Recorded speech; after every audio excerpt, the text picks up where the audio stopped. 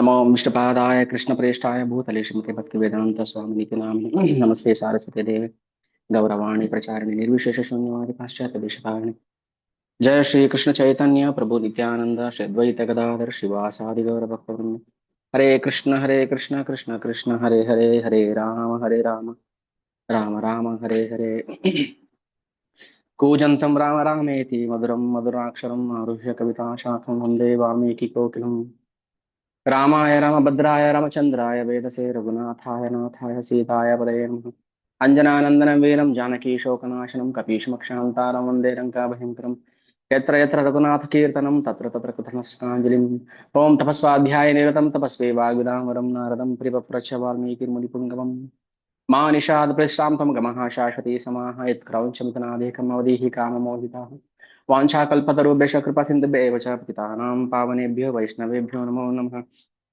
नमो विष्णुपादाय कृष्णप्रेष्ठाय भूतले श्रीमते भक्तिवेदान्त स्वामिनिति नामिने नमस्ते सारस्वते देवे गौरवाणी प्रचारिणे निर्विशेष शून्यवादि पाश्चात्य देशतारिणे जय श्री कृष्ण चैतन्य प्रभु नित्यानंद श्री अद्वैत गदाधर श्रीवासादि गौर भक्तवृंद हरे कृष्ण कृष्ण कृष्ण हरे हरे राम राम राम हरे हरे नमो विश्वाय कृष्ण प्रेष्ठाय भूतले श्रीमते भक्ति विकास स्वामिनिति नामिने हरे कृष्ण ಸಾರಿ ಸ್ವಲ್ಪ ನೆಟ್ವರ್ಕ್ ಇಶ್ಯೂ ಇತ್ತು ಹಂಗಾಗಿ ಸ್ವಲ್ಪ ಲೇಟ್ ಆಯ್ತು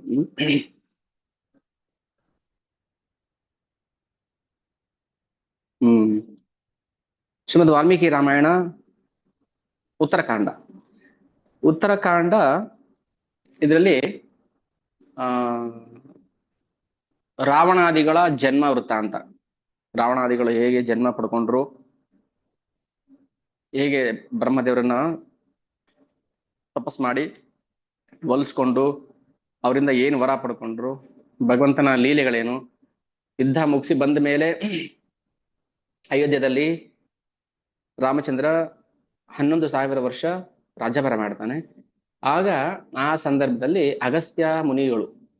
ಅಗಸ್ತ್ಯಾದಿ ಮುನಿಗಳು ರಾಮಚಂದ್ರನ ದರ್ಬಾರಿಗೆ ಬರ್ತಾರೆ. ಬಂದಾಗ ರಾಮಚಂದ್ರ ಒಬ್ಬ ಸಾಮಾನ್ಯ ಮನುಷ್ಯನ ಹಾಗೆ ಏನೆಲ್ಲ ಪ್ರಶ್ನೆಗಳನ್ನ ಮಾಡ್ತಾನೆ ಋಷಿಗಳನ್ನ. ಆ ಋಷಿಗಳು ಏನು ಉತ್ತರ ಕೊಡ್ತಾರೆ ಅದನ್ನ ನಾವು ಇವತ್ತು ಯಥಾಶಕ್ತಿ ಯಥಾಮತಿ ತಿಳ್ಕೊಳ್ಳೋಣ. ಈಗ ನಿಮ್ದು ಏನಾದ್ರು ಪ್ರಶ್ನೆಗಳಿದ್ರೆ ಕೇಳ್ಬೋದು. ಒಂದು 5-10 ನಿಮಿಷ ಸಮಯ ಇರುತ್ತೆ. ಏನೋ ಪ್ರಶ್ನೆಗಳಿಲ್ಲ ಅಂದ್ರೆ ಮುಂದೆ ಹೋಗೋಣ. ಏನಾದ್ರು ಡೌಟ್ಸ್ ಇದ್ರೆ ಇಲ್ಲಿವರೆಗೂ ನಾವು ಯುದ್ಧಕಾಂಡದವರೆಗೂ ಯುದ್ಧ ಮಾಡಿ ರಾವಣನ ಸಂಹಾರ ಮಾಡಿ ಅಯೋಧ್ಯೆಗೆ ಮರಳಿ ಬಂದಿದ್ದಾನೆ ರಾಮಚಂದ್ರ. ಏನಾಯ್ತು ಇನ್ನು ಮುಂದಕ್ಕೆ? ಇಲ್ಲಿವರೆಗೂ ಏನಾದ್ರು ಪ್ರಶ್ನೆಗಳಿದ್ರೆ ದಯವಿಟ್ಟು ಕೇಳ್ಬೋದು. ಇಲ್ಲಾಂದ್ರೆ ನಾವು ಮುಂದಕ್ಕೆ ಹೋಗೋಣ.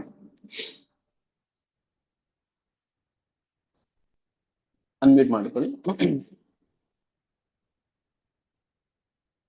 ಎಲ್ರು ಅನ್ಮ್ಯೂಟ್. ಏನಾದ್ರು ಡೌಟ್ಸ್ ಇದ್ರೆ ಪ್ರಶ್ನೆಗಳಿದ್ರೆ ಮತ್ತೆ ಒಂದು ಸೆಷನ್ ಒಂದು ಕ್ಲಾಸು ಪೂರ್ತಿ ಪ್ರಶ್ನೋತ್ತರ. ಇವತ್ತು ಬೇಡ, ನೆಕ್ಸ್ಟ್ ಮಂಡೇ. ಅದರಲ್ಲಿ ನಿಮ್ಗೆ ಏನ್ ಅರ್ಥ ಆಯ್ತು ರಾಮಾಯಣದಲ್ಲಿ, ನೀವೇನು ಅದರಿಂದ ಸಾರವನ್ನ ಕಲ್ತ್ರಿ? ಪ್ರತಿಯೊಂದೊಂದು ಕಾಂಡದಲ್ಲೂ ಒಂದೊಂದು ಪ್ರಶ್ನೆಗಳನ್ನ ಕೇಳ್ತೀನಿ ನಾನು. ಸೊ ನಿಮ್ಗೆ ಏನ್ ಅರ್ಥ ಆಯ್ತು ಅನ್ನೋದು ಹೇಳ್ಬೇಕು. ಓಕೆ, ಇವಾಗ ಏನ್ ಪ್ರಶ್ನೆ ಇಲ್ಲ, ಮುಂದೆ ಹೋಗ್ಬಿಡ ಕಂಟಿನ್ಯೂ ಮಾಡೋಣ. ಉತ್ತರಕಾಂಡದಲ್ಲಿ ರಾಮಚಂದ್ರನ ಆಸ್ಥಾನಕ್ಕೆ ಋಷಿಗಳು ಬರ್ತಾರೆ, ಅಗಸ್ತ್ಯಾದಿ ಋಷಿಗಳು ಬರ್ತಾರೆ. ಬಂದು ರಾಮಚಂದ್ರನ ಗುಣಗಾನ ಮಾಡ್ತಾರೆ. ರಾಮಚಂದ್ರ ಆ ಋಷಿಗಳನ್ನ ಪ್ರಶ್ನೆ ಮಾಡ್ತಾನೆ, ಈ ಪುಲಸ್ತ್ಯ ಅಂದ್ರೆ ಯಾರು? ಪುಲಸ್ತ್ಯನ ಮಗ ವಿಶ್ರವಸು ಯಾರು? ವಿಶ್ರವಸನ ಮಗ ರಾವಣ ಯಾರು? ಭಗವಂತನ್ ಗೊತ್ತಿಲ್ಲದೆ ಲೀಲೆ ಮಾಡಿದ್ದಲ್ಲ, ಎಲ್ಲ ಗೊತ್ತಿದೆ. ಆದ್ರೆ ನಮಗೆ ತಿಳಿಸೋದಕ್ಕೋಸ್ಕರ ಶ್ರೀರಾಮಚಂದ್ರ ಅಗಸ್ತ್ಯ ಋಷಿಗಳನ್ನ ಪ್ರಶ್ನೆ ಮಾಡ್ತಾರೆ. ಆಮೇಲೆ ಕುಬೇರ ಹೇಗೆ ಹುಟ್ಟಿದ?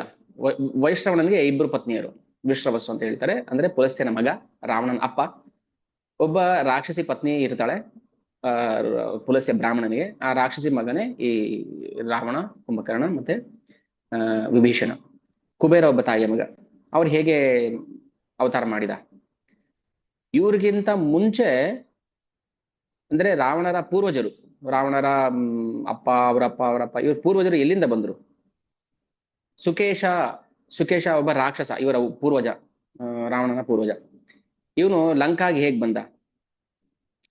ಮಾಲಿ ಸುಮಾಲಿ ಸಂತಾನ ಹೇಗೆ ಪ್ರಾಪ್ತಿ ಆಯ್ತು? ಮಾಲಿ ಸುಮಾಲಿ ಅವರು ರಾಕ್ಷಸ, ಆದಿ ರಾಕ್ಷಸರು ಅವರು. ಈ ಭೌತಿಕ ಜಗತ್ತಿಗೆ ಬಂದಾಗ ರಾಕ್ಷಸರು, ರಾಕ್ಷಸರನ್ನ ಯಾಕೆ ಭಗವಂತ ಸೃಷ್ಟಿ ಮಾಡ್ದ? ರಾಕ್ಷಸರು ಇಲ್ಲದೆ ಇದ್ದಿದ್ರೆ ನಮ್ಗೆ ದೇವತೆಗಳ ಗುಣ ಹೇಗೆ ಅರ್ಥ ಆಗ್ತಾ ಇತ್ತು?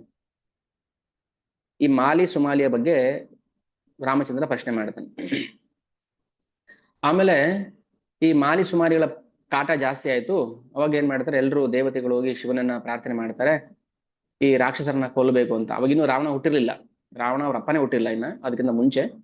ಆಗ ಭಗವಂತ ಶಿವ ಹೋಗಿ ದೇವತೆಗಳ ಸಮೇತ ಭಗವಂತನ ಪ್ರಾರ್ಥನೆ ಮಾಡ್ತಾರೆ. ಪ್ರಾರ್ಥನೆ ಮಾಡಿದಾಗ ವಿಷ್ಣು ರೂಪದಲ್ಲಿ ಭಗವಂತ ಬಂದು ಅವ್ರನ್ನ ಸಂಹಾರ ಮಾಡ್ತಾನೆ. ಅದರಲ್ಲಿ ಕೆಲವ್ರು ಏನ್ ಮಾಡ್ತಾರೆ, ತಪ್ಪಿಸ್ಕೊಂಡ್ಬಿಡ್ತಾರೆ.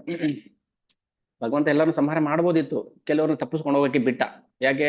ಅಕಂಪನಿಯಲ್ಲಿ ಬಿಟ್ನಲ್ಲ, ದಂಡಕಾರಣದಲ್ಲಿ ಜನಸ್ಥಾನ. ಹಾಗೆ ಭಗವಂತ ಒಂದಷ್ಟು ಜನ ಉಳಿಸ್ಬಿಡ್ತಾನೆ. ಅದರಲ್ಲಿ ಸುಮಾಲಿ, ಈ ಸುಮಾಲಿ ಏನ್ ಮಾಡ್ತಾನೆ, ಹೋಗಿ ರಸಾತಲದಲ್ಲಿ ಬಚ್ಚಿಟ್ಕೊಂಡ್ಬಿಡ್ತಾನೆ. ಅಂದ್ರೆ ನಾವ್ ಅನ್ಕೋಬೇಕು ಭಗವಂತ ಅವ್ರನ್ನ ಕೊಲ್ಲದೆ ಯಾಕೆ ಬಿಟ್ಟ ಅಂದ್ರೆ, ಕೊಲ್ಲಕ್ಕಾಗದೆ ಬಿಡ್ಲಿಲ್ಲ, ಹೋಗ್ಲಿ ಅಂತ ಬಿಟ್ಟಿದ್ದು. ಈಗ ಎಷ್ಟೋ ಜನ ಭಗವಂತನ ದ್ವೇಷ ಮಾಡಿ ಅಧಾರ್ಮಿಕ ಜೀವನ ಮಾಡ್ತಾ ಇಷ್ಟ ಬಂದಂಗೆ ಜೀವನ ಮಾಡ್ತಾ ಇದಾರೆ. ಅವ್ರನ್ನೆಲ್ಲ ಯಾಕೆ ಬಿಟ್ಟಿದ್ದಾನೆ ಭಗವಂತ ಅಂತ ಪ್ರಶ್ನೆ ಮಾಡ್ತಾರಲ್ವಾ. ನಮ್ಗೆ ಬರ್ಬೋದಲ್ಲ ಪ್ರಶ್ನೆ.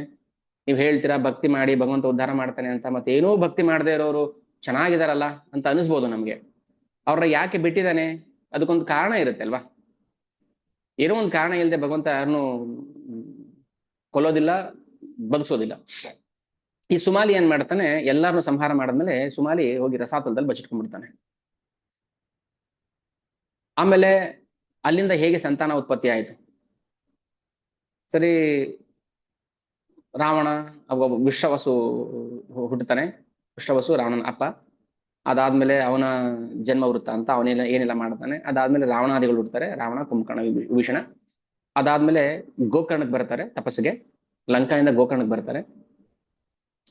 ರಾವಣ ತಪಸ್ ಮಾಡ್ತಾನೆ, ಅದಕ್ಕೆ ಬ್ರಹ್ಮದೇವರು ಬಂದು ವರ ಕೊಡ್ತಾರೆ. ಏನ್ ವರ ಕೊಡ್ತಾರೆ ನಾವು ನೋಡೋಣ ಆಮೇಲೆ. ಆಮೇಲೆ ಕುಬೇರನ ಅಪ್ಪ ವಿಶ್ವವಸು ಏನ್ ಮಾಡ್ತಾನೆ, ನೀನು ಲಂಕೆಯಲ್ಲಿ ಇರಬೇಡ, ನಿನ್ನ ನೀನು ಕೈಲಾಸಕ್ಕೆ ಹೊರಟೋಗ್ಬಿಡು ಅಂತ ಕುಬೇರನ ಕೈಲಾಸ ಕಳಿಸ್ಬಿಡ್ತಾರೆ. ಅಲ್ಲಿ ಅವನಿಗೆ ಶಿವನ ಸಂಘ ಆಗುತ್ತೆ, ಶಿವನ ಭಕ್ತಿ ಮಾಡಕ್ ಶುರು ಮಾಡ್ತಾನೆ. ಕುಬೇರ ಶಿವನ ಭಕ್ತ, ಇವನಲ್ಲ, ರಾವಣ ಅಲ್ಲ. ಆಗ ವಿಶ್ವವಸು ಏನ್ ಮಾಡ್ತಾನೆ, ಲಂಕೆಯಲ್ಲಿ ರಾವಣನಿಗೆ ರಾಜ್ಯಾಭಿಷೇಕ ಮಾಡ್ಬಿಡ್ತಾನೆ. ಕುಬೇರನ ಕೈಲಾಸ ಕಳಿಸ್ಬಿಟ್ಟು ಹೇಗೆ ದಶರಥ ಮಾಡ್ದೋ ಹಾಗೆ ಸ್ವಲ್ಪ ಹೆಚ್ಚು ಕಡಿಮೆ ದೊಡ್ಡ ಮಗನ್ನ ಕೈಲಾಸ ಕಳಿಸ್ಬಿಟ್ಟು ಕುಬೇರನ ಏನ್ ಮಾಡ್ತಾನೆ, ರಾಜ ಮಾಡ್ಬಿಡ್ತಾನೆ. ಯಾರು? ರಾವಣನ ಅಪ್ಪ. ಅದಾದ್ಮೇಲೆ ಶೂರ್ಪನಖಿ, ಖರ, ದೂಷಣ, ತ್ರಿಶಿರ, ಒಂದಷ್ಟು ಜನ ಮಕ್ಕಳಾಗ್ತಾರೆ. ಇವರೆಲ್ಲ ರಾವಣನ ಅಣ್ಣ ತಮ್ಮಂದ್ರ ಕಥಂಗಿಯರು ಎಲ್ಲ. ಆಮೇಲೆ ರಾವಣನ ತಪಸ್ಸಿಂದ ಬ್ರಹ್ಮದೇವರು ಏನ್ ಮಾಡ್ತಾರೆ, ಅವರಿಗೆ ಮನುಷ್ಯರಿಂದ ಮತ್ತೆ ಕಪಿಗಳನ್ನು ಬಿಟ್ಟು ಯಾರಿಂದನೂ ಪ್ರಾಣ ಹೋಗ್ಬಾರ್ದು ಅಂತ ಒಂದು ವರ ಕೇಳ್ತಾನೆ. ಅದಕ್ಕೆ ತಕ್ಕಂಗೆ ಬ್ರಹ್ಮದೇವರು ಆದೇಶ ಮಾಡಿಬಿಡ್ತಾರೆ. ಆಮೇಲೆ ಕುಬೇರನ ಹತ್ರ ಒಂದು ವಿಮಾನ ಇರುತ್ತೆ, ಪುಷ್ಪಕ ವಿಮಾನ. ಆ ಪುಷ್ಪಕ ವಿಮಾನ ಏನ್ ಮಾಡ್ತಾನೆ, ರಾವಣ ಬಲಾತ್ಕಾರವಾಗಿ ಕಿತ್ಕೊಂಡು ಬಂದು ಇಟ್ಕೊಂಡ್ಬಿಡ್ತಾರೆ. ಸರಿ, ಒಂದ್ಸಲ ಏನಾಯ್ತು, ರಾವಣ ಅತ್ಯಾಚಾರ ಮಾಡಕ್ ಶುರು ಮಾಡ್ತಾನೆ. ಉಪಟಳ, ತೊಂದ್ರೆ, ದೇವತೆಗಳಿಗೆ, ಅಪ್ಸರೆಯರಿಗೆ, ಎಲ್ರಿಗೂ ತೊಂದರೆ ಮಾಡಕ್ ಶುರು ಮಾಡ್ತಾನೆ. ಆಗ ನಂದಿ ಶಾಪ ಕೊಡ್ತಾನೆ. ಏನ್ ಶಾಪ ಕೊಡ್ತಾನೆ ಅದನ್ನ ನಾವು ಮುಂದೆ ನೋಡೋಣ. ಆಮೇಲೆ ಶಿವನನ್ನ ತಪಸ್ ಮಾಡ್ತಾನೆ ಶಾಪವನ್ನ ವಿಮೋಚನೆ ಮಾಡಕ್ಕೋಸ್ಕರ. ಆಮೇಲೆ ಭಗವಂತನ ಸಂಕಲ್ಪ ಏನಿತ್ತು ಅದ್ರ ಪ್ರಕಾರನೇ ಆಗುತ್ತೆ. ಯಾವ ದೇವತೆಗಳು ಭಗವಂತನ ಸಂಕಲ್ಪ ಇಲ್ಲದೆ ವರನೂ ಕೊಡೋದಿಲ್ಲ, ಶಾಪನೂ ಕೊಡೋದಿಲ್ಲ. ಇವನೇನ್ ಮಾಡ್ದ, ರಾವಣ ಶಿವನನ್ನ ತಪಸ್ ಮಾಡಿ ಒಂದು ಖಡ್ಗವನ್ನ ಗಿಟ್ಟಿಸ್ಕೊಂಡ್ಬಿಡ್ತಾನೆ, ಚಂದ್ರಹಾಸ. ಅದು ಶಿವ ಕೊಟ್ಟಿದ್ದು ರಾವಣನಿಗೆ. ಸೊ ಅದಕ್ಕೆ ನಾವು ಶಿವನ ಭಕ್ತ ಅಂತ ಹೇಳ್ಬಿಡ್ತೀವಿ. ಏನಕ್ಕೋಸ್ಕರ ಮಾಡ್ತಾನೆ ಅದಕ್ಕೆಲ್ಲ ಒಂದು ಕಾರಣ ಇದೆ. ಖಡ್ಗ ತಗೊಂಡು ಏನ್ ಮಾಡ್ದ, ಭಗವಂತ ಸೇವೆ ಬಳಸದ್ನ? ಭಗವಂತನ ಸೇವಕನ್ನ ಹತ್ಯೆ ಮಾಡಕ್ ಬಳಸ್ದ. ಭಕ್ತರ, ವೈಷ್ಣವರ ಅಪರಾಧ ಮಾಡ್ದ. ಜಟಾಯು ಮಹಾ ವೈಷ್ಣವ ಅಲ್ವಾ. ಈಗ ಶಿವನಿಂದ ವರವನ್ನ ಪಡ್ಕೊಂಡು ಅದನ್ನ ವೈಷ್ಣವ ಅಪರಾಧಕ್ಕೆ ಬಳಸಿದ್ರೆ ಯಾರು ಉದ್ಧಾರ ಮಾಡ್ತಾರ ಅವನನ್ನ? ನಾಶ ಆಗ್ಲೇಬೇಕಲ್ವಾ? ದೇವತೆಗಳಿಂದ ನಾವು ವರ ತಗೊಳ್ತೀವಪ್ಪ, ಲಕ್ಷ್ಮೀ ದೇವಿ ಪೂಜೆ ಮಾಡಿ ದುಡ್ಡು ಸಂಪಾದನೆ ಮಾಡ್ಕೊಂಡ್ಬಿಡ್ತೀವಿ. ಆ ದುಡ್ಡನ್ನ ನಾವು ಕುಡಿಯಕ್ಕೆ ಚಟಕ್ಕೆ ಯೂಸ್ ಮಾಡ್ತೀವಿ. ಯಾವ ದೇವ್ರು ಉದ್ಧಾರ ಮಾಡ್ತಾನೆ ಅವನ್ನ? ಸರಸ್ವತಿ ಪೂಜೆ ಮಾಡಿದ್ವಿ, ವಿದ್ಯೆ ಬಂತು. ಆ ವಿದ್ಯೆ ಕಲ್ತು ಏನ್ ಮಾಡ್ದ? How to invest in share market book ಓದ್ದ, ಅಥವಾ how to become a billionaire in one day, ಈ ತರ ಕೆಟ್ಟ ಪುಸ್ತಕಗಳನ್ನ ಓದಕ್ಕೆ ತನ್ನ ವಿದ್ಯೆಯನ್ನು ಬಳಸ್ತಾನೆ ಅಂತ ಇಟ್ಕೊಳ್ಳಿ. ಈಗ ಸರಸ್ವತಿ ವರ ಕೊಟ್ಟಿದ್ದು ಏನ್ ಪ್ರಯೋಜನ ಆಯ್ತು? ಲಕ್ಷ್ಮಿ ವರ ಕೊಟ್ಟಿದ್ದು ಏನ್ ಪ್ರಯೋಜನ ಆಯ್ತು? ಶಿವ ಖಡ್ಗಾಸ ಕೊಟ್ಟಿದ್ದು ಏನ್ ಪ್ರಯೋಜನ ಆಯ್ತು ರಾವಣನಿಗೆ? ಅದಕ್ಕೆ ಹೇಳೋದು ಭಗವಂತ ಗೀತೆಯಲ್ಲಿ ಯಾಕೆ ಸ್ಪಷ್ಟವಾಗಿ ಅದನ್ನ ಹೇಳ್ತಾನೆ, ಅರ್ಥ ಮಾಡ್ಕೊಳ್ಳಿ ಅಂತ. ದೇವತೆಗಳಿಂದ ಪಡೆಯುವಂತ ವರ ಅಲ್ಪ ಕಾಲದ್ದು, ಮತ್ತೆ ಅದು ನಮಗೆ ಹಾನಿಯನ್ನ ಮಾಡುತ್ತೆ. ನಮಗೆ ಅದರಿಂದ ನಾವು ಕೆಟ್ಟದ್ದೇ ಮಾಡ್ತೀವಿ ಹೊರತು ಭಗವಂತ ಸೇವೆಗೆ ನಾವು ಬಳಸೋದಿಲ್ಲ. ಅದನ್ನ ತೋರಿಸ್ಬೇಕು ಭಗವಂತ ಲೀಲೆಯಲ್ಲಿ.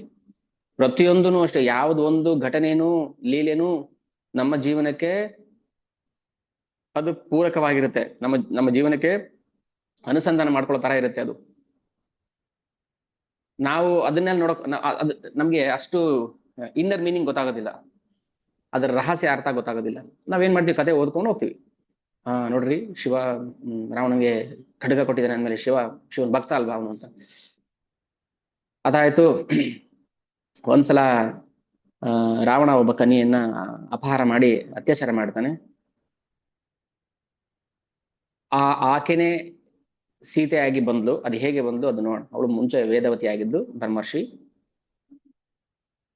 ಆಮೇಲೆ ರಾವಣ ಏನ್ ಮಾಡ್ತಾನೆ, ತನ್ನ ಅಹಂಕಾರ, ದರ್ಪ, ಶಕ್ತಿಯನ್ನ ದುರುಪಯೋಗ ಪಡಿಸ್ಕೊಂಡು ಎಲ್ಲಾ ದೇವತೆಗಳನ್ನ ಪೀಡಿಸಕ್ ಶುರು ಮಾಡ್ತಾನೆ. ಒಂದಿನ ರಾವಣನಿಗೆ ನಾರದರು ಎದುರುಗಡೆ ಭೇಟಿ ಆಗ್ತಾರೆ. ಸೊ ನಾರದ ಮುನಿ ಏನೇ ಮಾಡಿದ್ರು ಅದು ಭಗವತ್ ಸಂಕಲ್ಪ, ಭಗವಂತನ ಕಾರ್ಯ. ಸರಿ, ಏನ್ ಮಾಡಿದ್ರು, ಯಮನ್ ಜೊತೆ ಯುದ್ಧ ಮಾಡಕ್ಕೆ ಯಮಲೋಕ ಕಳಿಸ್ತಾರೆ. ಹೋಗಪ್ಪ, ನಿನ್ಗೆ ಭೂಲೋಕದಲ್ಲಿ ಯುದ್ಧ ಮಾಡುವಂತ ಗಂಡಸ್ರು ಯಾರಿಲ್ಲ ಇಲ್ಲಿ, ನೀನ್ ಹೋಗು ಯಮಲೋಕಕ್ಕೆ ಹೋಗು, ಅಲ್ಲಿ ಯುದ್ಧ ಮಾಡು, ಅಲ್ಲಿ ಯಮ ಇದ್ದಾನೆ, ಅವನ ಜೊತೆ ಯುದ್ಧ ಮಾಡು.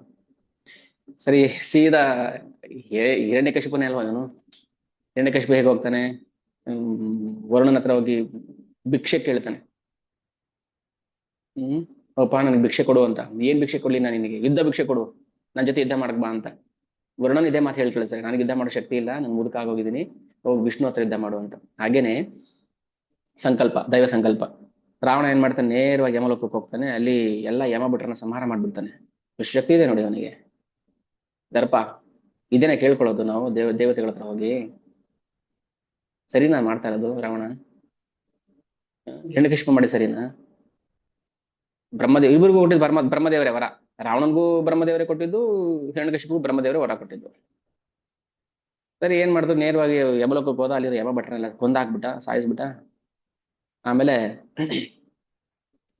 ದುಷ್ಟರ ಪರಿಚಯ ಆಗುತ್ತೆ ಅವನಿಗೆ. ಕಾಲಕೇಯ, ಈ ನಿವಾತ ಕವಚ, ಇವರೆಲ್ಲ ಫ್ರೆಂಡ್ಶಿಪ್ ಮಾಡ್ಕೊಂಡ್ಬಿಡ್ತಾನೆ. ದುಷ್ಟರು, ಕಳ್ಳನಿಗೆ ಕಳ್ಳನೇ ಬೆಸ್ಟ್ ಫ್ರೆಂಡ್ ತರ ಇವನೇನ್ ಮಾಡ್ತಾನೆ ರಾವಣ, ಕೆಟ್ಟವ್ರನ್ನೆಲ್ಲ ಫ್ರೆಂಡ್ಸ್ ಮಾಡ್ಕೊ. ಅಂದ್ರೆ ದೇವತೆಗಳ ವಿರುದ್ಧ ಯಾರಿರ್ತಾರೆ ಅವ್ರನ್ನ ಒಳಗಾಕೊಂಡ್ಬಿಡೋದು, ಶತ್ರುಗಳ ಶತ್ರು ಮಿತ್ರ ಅಂತ.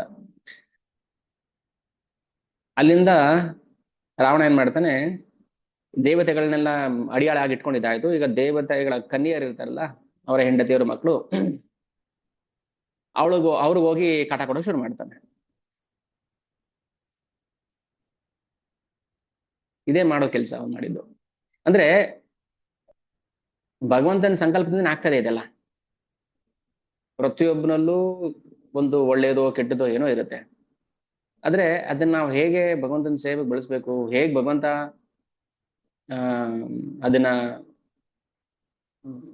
ನಿವಾರಣೆ ಮಾಡ್ತಾನೆ, ನಮ್ಮಲ್ಲಿರೋ ಪಾಪಗಳನ್ನ ಭಗವಂತ ನಿವಾರಣೆ ಮಾಡ್ತಾನೆ, ನಮ್ಮಲ್ಲಿರೋ ದೋಷಗಳನ್ನ ಭಗವಂತ ನಿವಾರಣೆ ಮಾಡ್ತಾನೆ ಶರಣಾಗತಿಗೆ ಬಂದ್ರೆ. ಇಷ್ಟೆಲ್ಲ ಮಾಡಿದ್ರು ರಾವಣನ್ಗೆ ಭಗವಂತ ಆಶ್ವಾಸನೆ ಕೊಡ್ತಾನಲ್ಲ, ಅದು ಒಂದು ಗುಣ. ಸರಿ, ಎಲ್ಲ ಅದಾಯ್ತು. ಅಷ್ಟಕ್ಕೂ ಬಿಡ್ಲಿಲ್ಲ ಇವನು, ಶೂರ್ಪನಖಿಗೆ ಮದುವೆ ಮಾಡಿರ್ತಾನೆ ತಂಗಿಗೆ. ಆ ಶೂರ್ಪನಖಿ ಗಂಡನ್ನೇ ಕೊಂದುಬಿಟ್ಟಿರ್ತಾನೆ ರಾವಣ. ಅದು ಯಾಕೆ ಏನು ಅದನ್ನ ನಾವು ನೋಡೋಣ. ಆಮೇಲೆ ಈಗ ಶಾಪ ಬಂತು ರಾವಣನಿಗೆ, ಯಾವುದಾದ್ರೂ ಪರಸ್ತ್ರೀಯನ್ನ ಅವಳ ಅನುಮತಿ ಇಲ್ಲದೆ ಮುಟ್ಟಿದ್ರೆ ನಿನ್ನ ತಲೆ ಸೀಳಾಗೋಗುತ್ತೆ, ಹೋಳಾಗುತ್ತೆ ಅಂತ. ಯಾಕೆ ಬಂತು? ರಂಬೆಗೆ ಬಲಾತ್ಕಾರ ಮಾಡ್ಬಿಟ್ಟಿರ್ತಾನೆ. ಒಂದಲ್ಲ ಎರಡಲ್ಲ, ಒಂದು ವಾಲ್ಮೀಕಿ ತುಂಬಾ ರಹಸ್ಯ ವಿಚಾರಗಳನ್ನ ಕಣ್ಣಲ್ಲಿ ಕಟ್ಟದಂಗೆ ಹೇಳಿದ್ದಾರೆ. ಯಾರ ಶಾಪ ಇದು? ನಳಗೋರ ಶಾಪ. ನಳಕೋರರು ಶಾಪ ಹಾಕ್ಬಿಟ್ಟಿರ್ತಾರೆ ನಮಗೆ. ಅದಾದ್ಮೇಲೆ ಅವನ ಮಗ ಆಗ್ತಾನೆ ಮೇಘನಾದ, ಇಂದ್ರಜಿತು. ಅವನು ಹೇಗೆ ರಾವಣನ ಉತ್ತರಾಧಿಕಾರಿ ಆಗ್ತಾನೆ, ದುಷ್ಟ ಆಗ್ತಾನೆ ಅನ್ನೋದನ್ನ ನೋಡೋಣ. ಇವರಿಗೆಲ್ಲ ದೇವತೆಗಳ ವರ ಕೊಟ್ಟಿರೋದು. ಬ್ರಹ್ಮಾಸ್ತ್ರ ಇತ್ತು ಮೇಘನಾದನ ಹತ್ರ, ಅಂದ ಮಾತ್ರಕ್ಕೆ ಭಕ್ತರು ಅಂತ ನಾವು ಕನ್ಸಿಡರ್ ಮಾಡ್ಬೇಕು ಅವ್ರನ್ನ. ಬ್ರಹ್ಮದೇವರೇ ಕೊಟ್ಟಿದ್ದು ಬ್ರಹ್ಮಾಸ್ತ್ರ. ಅದಾಯ್ತು. ಆಮೇಲೆ ಕಾಟ ಜಾಸ್ತಿ ಆದಾಗ ಇಂದ್ರ ಏನ್ ಮಾಡ್ತಾನೆ? ಮಹಾವಿಷ್ಣುವನ್ನು ಪ್ರಾರ್ಥನೆ ಮಾಡಿದ್ದು. ಅದಾದ್ಮೇಲೆ ವಿಷ್ಣು ಬ್ರಹ್ಮದೇವರಿಗೆ ಆಶ್ವಾಸನೆ ಕೊಟ್ಟಿದ್ದು, ನಾನು ಮಾನವ ಮತ್ತೆ ಕಪಿ ರೂಪದಲ್ಲಿ ದೇವತೆಗಳನ್ನು ಕರ್ಕೊಂಡು ಬಂದು ರಾವಣನ ಸಂಹಾರ ಮಾಡ್ತೀನಿ ಅಂತ ಹೇಳಿದ್ದು. ಇದಾದ್ಮೇಲೆ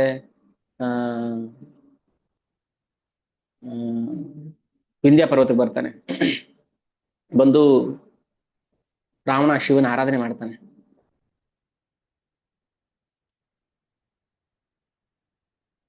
ಶಿವನ ಆರಾಧನೆ ಮಾಡ್ದ, ಶಿವನಿಂದ ವರವನ್ನ ಪಡ್ಕೊಂಡ. ನೋಡಿ ಎಲ್ಲಿ ಒಂದು ಲಿಂಕ್ ಎಲ್ಲೆಲ್ಲಿದೆ ಅಂತ. ದೇವತೆಗಳಿಂದನೂ ಏನು ತೊಂದರೆ ಆಗ್ಬಾರ್ದು, ಬ್ರಹ್ಮದೇವರ ಹತ್ರ ವರ ಪಡ್ಕೊಂಡ್ರು. ಮನುಷ್ಯರಿಂದ, ಮನುಷ್ಯ ಮತ್ತೆ ಕಪಿಯನ್ನು ಬಿಟ್ಟು ಯಾರಿಂದನೂ ಏನೂ ಆಗ್ಬಾರ್ದು, ವರ ಪಡ್ಕೊಂಡ.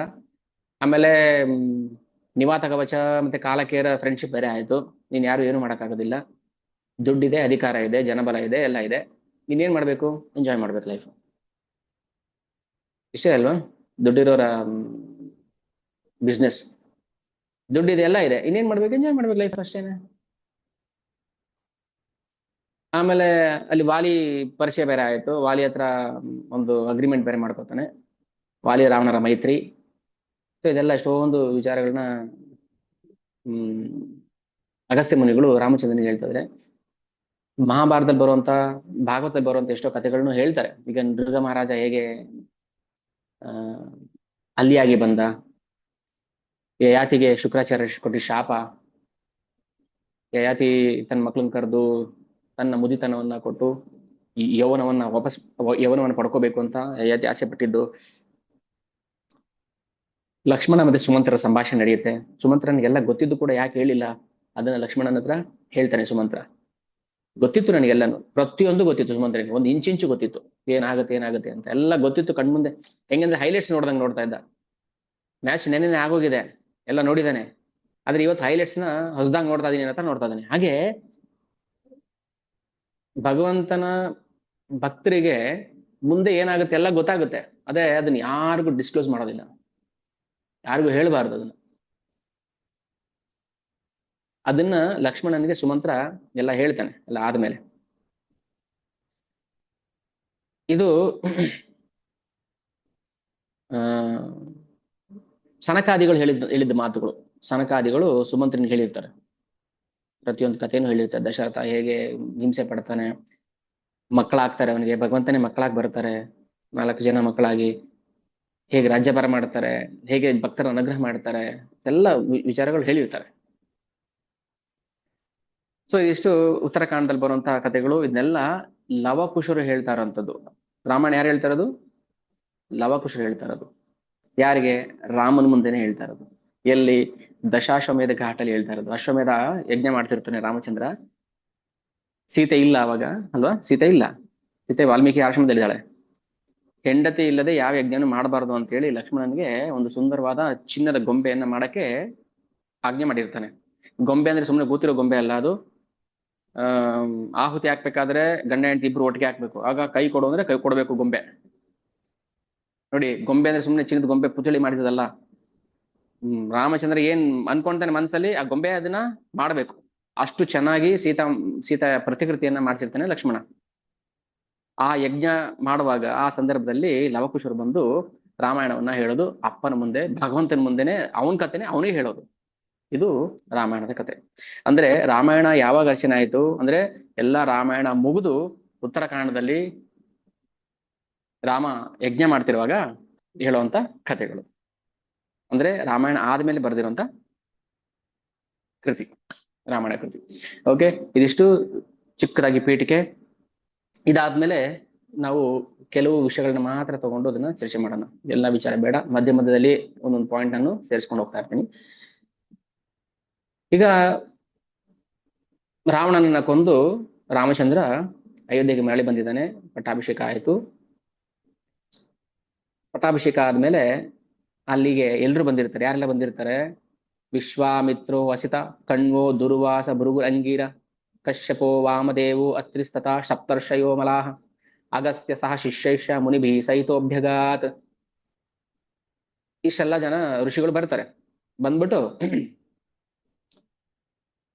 ರಾಮಚಂದ್ರನ್ಗೆ ಆಶೀರ್ವಾದವನ್ನ ಮಾಡಿ, ಗೊತ್ತು ಅವ್ರಿಗೆಲ್ಲರಿಗೂ ಇದು ಭಗವಂತ ಇವನು ಭಗವಂತ ಅಂತ, ಆದ್ರೂ ಅಲ್ಲಿ ಏನ್ ಪ್ರೋಟೋಕಾಲ್ ಮೇಂಟೈನ್ ಮಾಡ್ಬೇಕೋ ಅದನ್ನ ಮಾಡ್ಲೇಬೇಕು ಅಲ್ವಾ.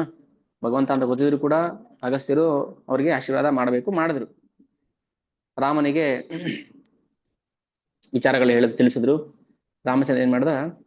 ಕೃತಾಂಜಲಿ ರುವಾಚೆ ಅಗಸ್ತ್ಯೋ ಮುನಿಭಿ ಸಹ ದೇವ ತ್ವದ್ದರ್ಶನಾರ್ಥಾಯ ಪ್ರಾಪ್ತೋ ಬಹಿರುಪತಿತಃ ಹೇಳಿದ್ರು. ರಾಮಚಂದ್ರನನ್ನ ನೋಡಿದ್ರು ಋಷಿಗಳು. ಕೈ ಮುಗಿದು ರಾಮಚಂದ್ರ ಅವ್ರನ್ನ ಪ್ರಶ್ನೆ ಮಾಡ್ತಾನೆ. ಸಂಪೃಷ್ಟ ಕುಶಲ ಸರ್ವೇ ರಾಮಂ ಕುಶಲಂ ಅಬ್ರುವನ್. ಅಗಸ್ತ್ಯ ಋಷಿಗಳೇ, ಅಲ್ಲಿ ಬಂದಂತ ಎಲ್ಲ ಋಷಿಗಳಿಗೂ ಕುಶಲನ, ಎಲ್ರು ಆರಾಮಿದ್ದೀರಾ, ಚೆನ್ನಾಗಿದ್ದೀರಾ ಅಂತ. ಕುಶಲಂ ತೇ ಮಹಾಬಾಹೋ ಸರ್ವತ್ರ ವಂದನ, ನಿನ್ನ ಕೃಪೆಯಿಂದ ನಾವೆಲ್ಲರೂ ಕುಶಲವಾಗಿದ್ದೀವಿ ಅಂತ ಹೇಳ್ತಾರೆ. ನಾವ್ ಹೇಳ್ಬೇಕು ಹೇಗಿದ್ದೀರಾ ಅಂದ್ರೆ, ಫಸ್ಟ್ ಕ್ಲಾಸ್ ಆಗಿದ್ದೀನ್ರಿ, ನಮ್ಗೆ ಗುಂಡ್ ಕಲ್ತಾರ ಇದ್ದೀವಿ ಅಂತ ಹೇಳ್ಬಾರ್ದು. ಭಗವಂತನ ಕೃಪೆಯಿಂದ ನಾವು ಚೆನ್ನಾಗಿದ್ದೀವಿ ಅನ್ಬೇಕು. ನೀವ್ಯಾರು ಚೆನ್ನಾಗಿರೋದಕ್ಕೆ ಗುಂಡ್ ಕಲ್ತಾರ? ಭಗವಂತ ಗುಂಡ್ ಕಲ್ತಾರ ಇಟ್ಟಿದ್ದೇನೆ, ಅದಕ್ಕೆ ಇಟ್ಟಿದ್ದೀವಿ ಇದು ನಾವು ಅಲ್ವಾ. ಇದೆಲ್ಲ ನಾವು ಬದಲಾವಣೆ ಮಾಡ್ಕೋಬೇಕು. ಹೇಗಿದ್ದೀರಾ? ನಮ್ಗೇನಾಗಿದೆ ನೋಡ್ರಿ, ಕಾಣ್ತಲ್ಲ ನಿಮ್ ಮುಂದೆ. ಹಂಗಲ್ಲ, ಭಗವಂತನ ಕೃಪೆಯಿಂದ ಹೇಳ್ತಾರಲ್ಲ, ಕುಶಲಂ ತೇ ಮಹಾಬಾಹೋ ಸರ್ವತ್ರ ರಘುನಂದನ. ತೇ ನಿನ್ನಿಂದ, ತೇ ನಮಸ್ತೆ ಅಂತ ಹೇಳ್ತೀವಲ್ವಾ, ನಮಃ ನಮಃ ನಂದಲ್ಲ ನಿಂದು ಅಂತ. ಸೊ ನಿನ್ನ ಕೃಪೆಯಿಂದ ನಾವು ಚೆನ್ನಾಗಿದ್ದೀವಿ ಅಂತ ಹೇಳ್ತಾರೆ. ಇದೆಲ್ಲ ನಾವು ಓದ್ದಾಗ ನಮ್ಗೆ ಅರ್ಥ ಆಗುದಿವಲ್ಲ. ಯಾಕೆ ಇದನ್ನ ನಾವು ಓದ್ದಾಗ ಅಷ್ಟೇ ಅಲ್ಲ, ಓದಿ ಅದನ್ನ ಅರ್ಥ ಮಾಡ್ಕೋಬೇಕು. ಯಾಕೆ ತೇ ಶಬ್ದ ಹಾಕಿದ್ರು ಅಲ್ಲಿ ಅಗಸ್ತ್ಯ ಋಷಿಗಳು? ಅಲ್ಲ, ನಿನ್ನ ಕೃಪೆಯಿಂದ. ರಾಮಚಂದ್ರನ ಕೃಪೆ ಮಾಡ್ದ ಅಲ್ಲಿ? ಎಷ್ಟು ವರ್ಷ ಕಾಡಲ್ಲಿದ್ದ, ಈಗ ತಾನೇ ಯುದ್ಧ ಮಾಡ್ಕೊಂಡು ಅಯೋಧ್ಯೆಗೆ ಬಂದಿದ್ದಾನೆ. ಮತ್ತೆ ಇಷ್ಟು ವರ್ಷ ನಿಮ್ ಕೃಪೆಯಿಂದ ಹೆಂಗಾಯ್ತು? ಅಗಸ್ತ್ಯರು ರಾಮಚಂದ್ರನಿಗಿಂತ ಎಷ್ಟೋ ವರ್ಷ ಮುಂಚೆ ಬಂದವರು ಭೂಮಿ ಮೇಲೆ, ದಶರಥನಿಗಿಂತ ಹಿರಿಯವರು. ಮತ್ತೆ ನಿನ್ನ ಕೃಪೆಯಿಂದ ನಾನು ಚೆನ್ನಾಗಿದ್ದೀನಿ ಅಂದ್ರೆ ಹೆಂಗ್ ಸಾಧ್ಯ? ಪ್ರಶ್ನೆ ಮಾಡ್ಬೋದಲ್ವಾ. ರಾಮಚಂದ್ರ ಸಾಕ್ಷಾತ್ ಭಗವಾನ್ ಅಂತ ಗೊತ್ತು ಅವ್ರಿಗೆ.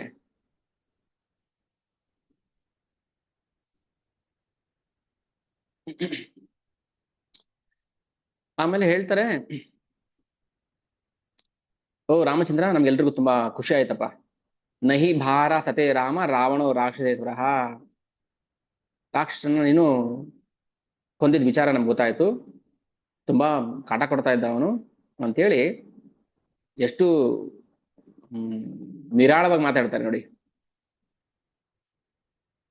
ದತ್ತಾಚೇಯಂ ತ್ವಯಾಸ್ಮಾಕಂ ಪುರ ಹಿ ಅಭಯ ದಕ್ಷಿಣ.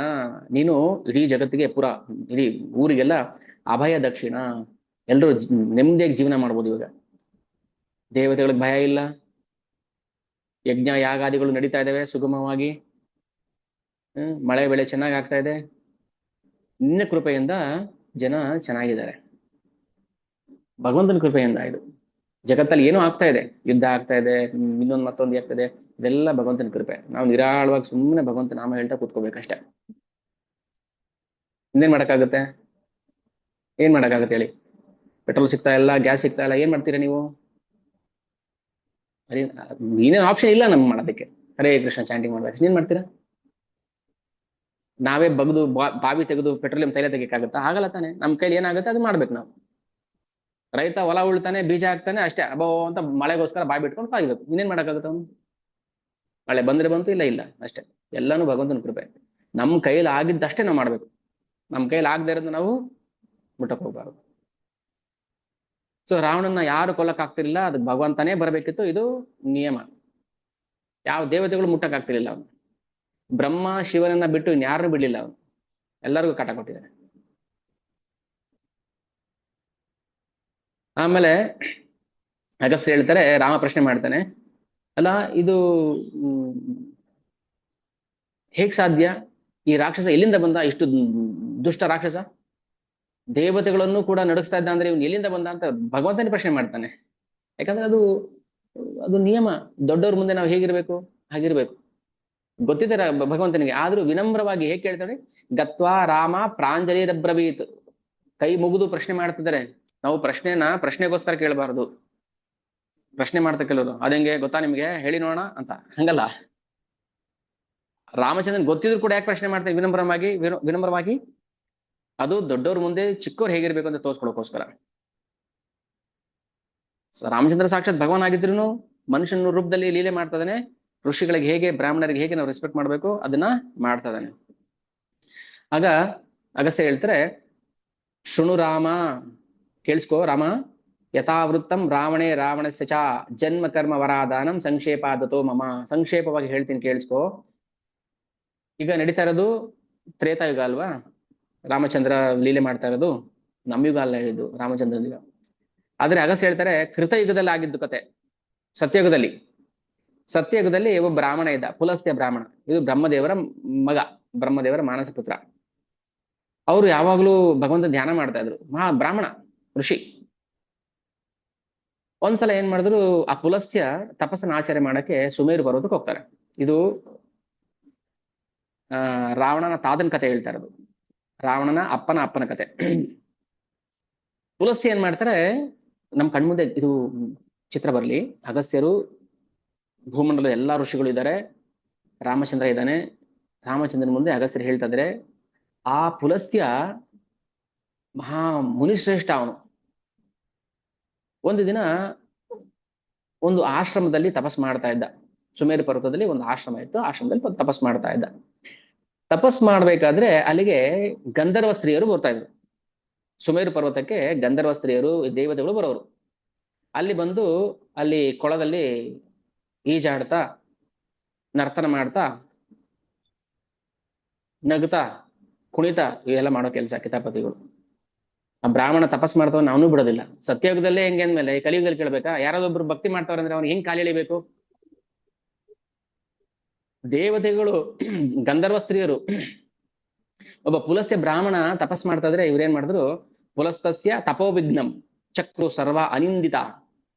ನೋಡೋ ಏನ್ ಮಾಡ್ತಿದ್ದಾನೆ, ನೋಡು ತಪಸ್ ಮಾಡ್ತಾ ಇದ್ದಾನೆ, ಬಾ ಅವ್ನ್ ಗಡ್ಡ ಎಳಿಯೋಣ, ಅವ್ನ್ ಕಾಲು ಎಳಿಯೋಣ, ಅವ್ನ್ ಮುಂದೆ ಡ್ಯಾನ್ಸ್ ಮಾಡೋಣ. ಸೊ ಇವೆಲ್ಲ ಮಾಡ್ತಾ ಇದ್ರು ಕಿತಾಪತಿ. ತಥಾ ಕ್ರುದ್ಧೋ ಮಹಾತೇಜ. ಮ್ಯೂಟ್ ಮಾಡ್ಕೊಳ್ಳಿ, ಕೋಪ ಬಂತು.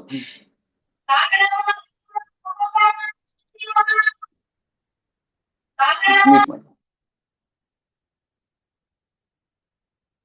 ಅದೇ ಕೇಳಿಸ್ಕೊಳ್ಳಿ.